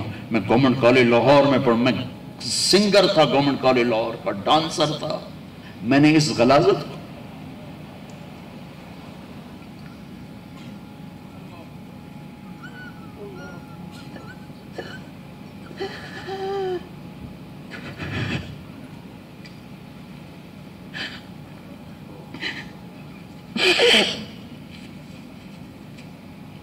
میں نے ان اندھیروں میں سفر کیا ہوا ہے، میں نے ان ابلتے گٹروں کا پانی پیا ہوا ہے۔ میری راتیں ایسی خوفناک گزری ہوئی ہیں۔ میں کسی عالم گھر کا نہیں تھا، ایک بڑے ذمہ دار کا بیٹا تھا۔ میرے رب نے میرے نصیب مجھے وہاں سے نکالا، میں اس کا شکر گزار۔ اپنی جوانی کو داغدار نہ کرنا، 2 ٹکے کے نہیں رہو گے۔ میرے بس میں نہیں ہے کہ میں لڑکیوں کی تعلیم الگ کر دوں، لڑکوں کی الگ کر دوں، لیکن یہ تو کہہ سکتا ہوں کہ اپنی نظروں کو حیا سکھا دوں، انہیں حیا کا سرما لگا دوں، ورنہ میرے رب کی قسم ذلت کے سوا کچھ نہیں۔ پاک دامنی اور حیا جیسا زیور کائنات میں کوئی نہیں ایمان کے بعد۔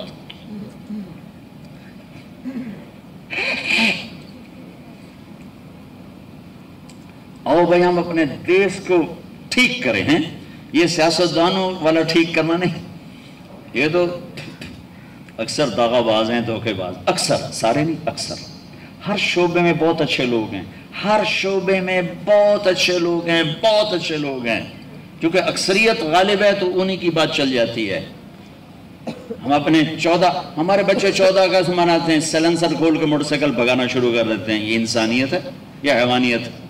ون ویلنگ کرتے ہوئے مر جاتے ہیں، حرام موت مرتے ہیں، خودکشی کی موت مرتے ہیں۔ شب قدر مناؤ، ساری رات نفل پڑھو، ساری رات نفل پڑھو کہ آج تو نے ہمیں یہ خطہ دیا، تو نے ہمیں یہ دیش دیا۔ ہماری تو 14 اگست شب قدر ہوگی، برکت کیا؟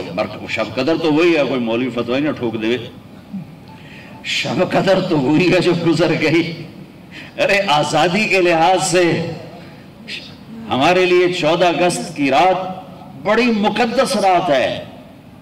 موٹر سائیکل نہ دوڑاؤ، ناچ گانے نہ کرو، مسجدوں میں جا کے بیٹھو، یا اللہ تیرا شکر ہے تو نے اتنا خوبصورت ملک دیا، ساری دنیا پھری ہے۔ ایسا خطہ کہیں نہیں دیکھا، ایسا خطہ کہیں نہیں دیکھا، ایسی خیر کی شکلیں کہیں نہیں دیکھی، ایسے علم والے، ایسے زہد والے، ایسے نوجوان۔ برائی اگرچہ ہے لیکن جو خیر کا پہلو میں اس ملک میں دیکھتا ہوں پوری دنیا میں کہیں نہیں دیکھتا، پوری دنیا میں۔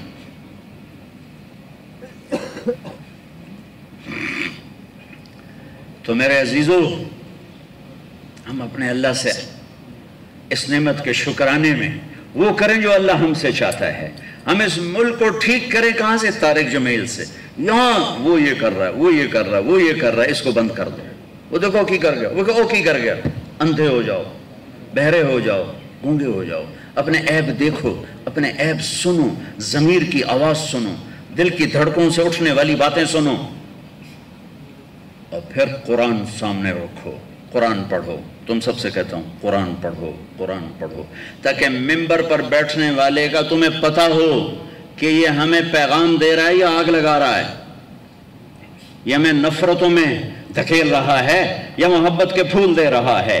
اور اپنے نبی کی زندگی پڑھو، اپنے نبی کی زندگی پڑھو۔ میں کسی فرقے کا ترجمان نہیں ہوں، میں اسلام کا ترجمان ہوں، میں اسلام کا ترجمان ہوں۔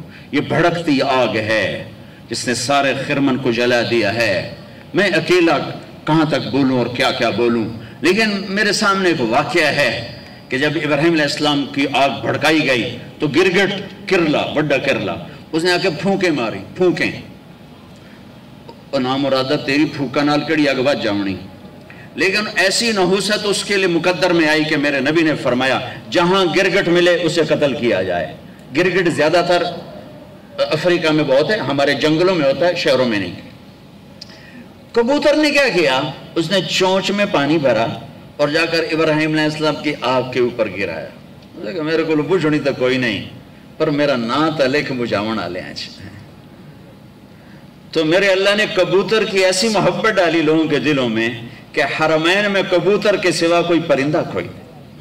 ہزاروں پرندے گنبد خضرا کا طواف کر رہے ہوتے ہیں، ہزاروں کبوتر بیت اللہ کا طواف کر رہے ہوتے ہیں، ہزاروں کبوتر مسجد نبوی کا طواف کر رہے ہوتے ہیں، اور ساری دنیا سے آنے والے مسلمان کو دانا ڈال رہے ہیں، دانا ڈال رہے ہیں۔ یہ اس کبوتر کی طفیل ہے جس نے 2 چونچ پانی گرایا تھا۔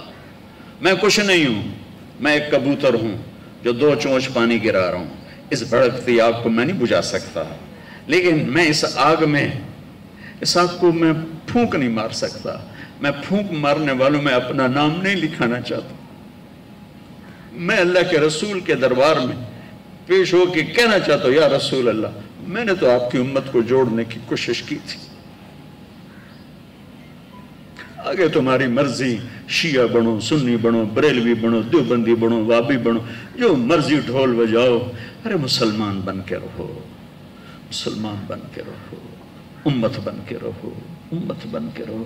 تم ہماری یہ بوڑھے میری نہیں سمجھیں گے، وہ ریجڈ ہو چکے ہیں، وہ تو مجھے کافر کافر کافر کافر، اب پکڑ کتنے انہوں نے نبی کو کفر دا فتویٰ ٹھوکی ہے، لگا دو۔ تمہارے کافر کہنے سے میں کافر تھوڑا ہی ہو جاؤں گا، یا کسی کے کافر کہنے سے کوئی کافر کوئی تھوڑا ہی ہو جاتا۔ میرے دیس میں کفر اس طرح فتوے دیتا ہے، کفر کے فتوے ایسے لگتے ہیں اتنے سستے تو آلو نہیں منڈی میں جتنا سستا کفر کا فتویٰ ہے۔ ایک دوسرے کے پیچھے نماز نہیں پڑھتے، ایک دوسرے کو سلام نہیں کرتے، مصافحہ نہیں کرتے، جنازے نہیں پڑھتے، جنازے نہیں پڑھتے۔ تو آؤ بھائی، اگست آ رہا ہے، ہم 14 اگست منائیں گے، کیسے؟ اچھا مسلمان بن کے، اوروں کو نہیں دیکھیں گے، اپنے آپ سے شروع کریں۔ اپنی تعلیم کو بھی اچھی طرح حاصل کرو، اپنے استادوں کا ادب کرو، ماں باپ زندہ ہیں ان کے پاؤں پڑ جاؤ،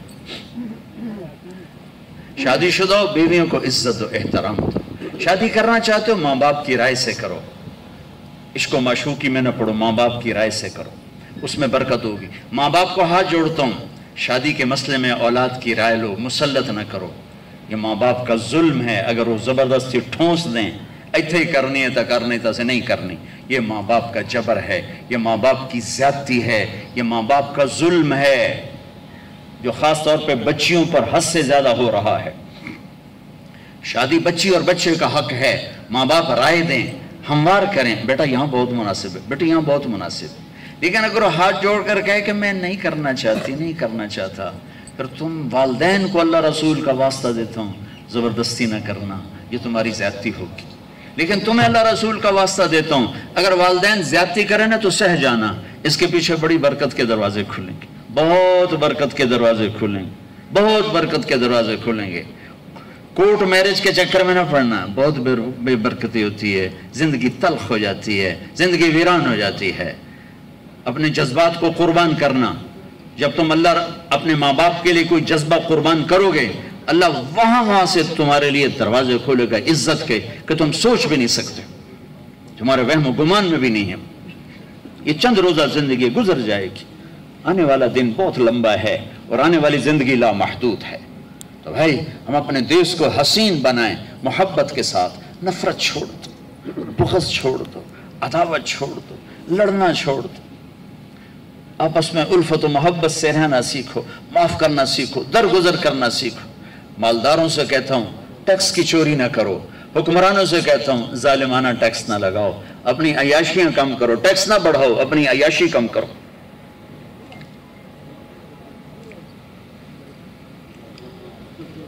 हमारे यहाँ लोग टैक्स चुराते हैं, इनकम टैक्स वाले और ये मालदार आपस में मिलके, कुछ पैसे इनकम टैक्स वाले की जेब, कुछ उसकी जेब में, थोड़े से पैसे हुकूमत के। मैं कहता हूँ दे दो, जितना टैक्स मांगते हैं दे दो। अगर ये जुल्म है तो तुम्हारा सदका होकर कबूल हो जाएगा।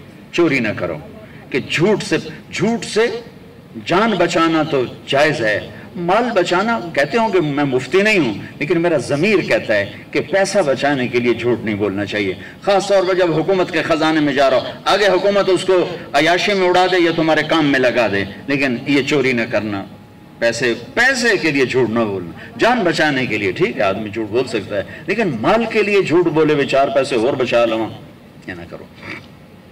और हुक्मरानों से कहता हूँ कैसे जालिमाना टैक्स ना लगाओ कि तुम्हारी एक एक दिन के अय्याशियों पर हजारों खानदान पल सकते हैं। मकरूज खानदान के अय्याश हुक्मरान, उमर रज़ियल्लाहु तआला अन्हु के जमाने में कहत आया, गोश्त खाना छोड़ दिया। जब तक कहत दूर नहीं हुआ बूटी को हाथ नहीं लगाया कि क्या मेरी सारी रियाया गोश्त खा सकती। जब तक कहत दूर नहीं हुआ। मैं नहीं कहता तुम उमर बन जाओगे, क्योंकि हम जैसे अवाम, जैसी राजा वैसी पर, जैसी प्रजा वैसा राजा, जैसे हम वैसे हमारे हुक्मरान। मामून रशीद से किसी ने कहा तू एडा बड़ा बने बने बादशाह, मैं नहीं उमर केडा बड़ा बादशाह थे, केडा जबरदस्त खलीफा गुजरा है। वो बड़ा समझदार था, कहने लगा उमर के अवाम थे अबू हुरैरा और मेरे अवाम हो तुम। अगर मैं बन गया ना उमर तो तुम तो मुझे पागल समझ के बाहर निकाल दोगे। पहले तुसी अबू हुरैरा बनो फिर मैं उमर बन जाना। हुण तुसी इधर वो मैं बदमाश थे, मैनू आखो मैं उमर बने। हमारे सारे ताजर झूठे हों, सारा बाजार झूठ पर हो, खयानत पर हो, और हुक्मरान वो कैसे आ जाएंगे दयानत पर। तो मैं सारे तबकात से कहता हूँ कि आओ भाई हम देश बनाएं, अपनी ज़ात से शुरू करें, अपनी ज़ात से, तो इंशाअल्लाह ये फलेगा फूलेगा। अल्लाह को मंजूर होगा, हम अपनी कब्रों में देख लेंगे, हम अपनी ज़िंदगी में देख लेंगे। नहीं मंजूर होगा तो अल्लाह कब्रों में दिखा देगा। नियत करते हो सारे भाई, सारे नियत करते हो ना। और जब आपको छुट्टियाँ हों तबलीग में वक्त लगाना। इससे ये अब्दुल खालिक को भी कहता हूँ, आपको भी कहता हूँ, आप सब तबलीग में वक्त लगाया करें। इससे आपको बहुत फ़ायदा होगा, बहुत नफ़ा होगा, बहुत नफ़ा होगा। और आखिर में एक बात सबसे कहता हूँ कि तुम सब हमारे बच्चे औलाद हो, आओ यहाँ से तौबा करके उठें, जुमे की नमाज का वक्त है, इंशाअल्लाह दुआ कबूल होगी। आप सारे तौबा की नियत कर लो, ठीक है? करते हो तौबा? कहो मेरे साथ, या अल्लाह मेरी तौबा। फिर कहो या अल्लाह मेरी तौबा, फिर कहो या अल्लाह मेरी तौबा। माशाअल्लाह, अब मुबारक हो, आपके कबीरा गुनाह माफ़ हो गए।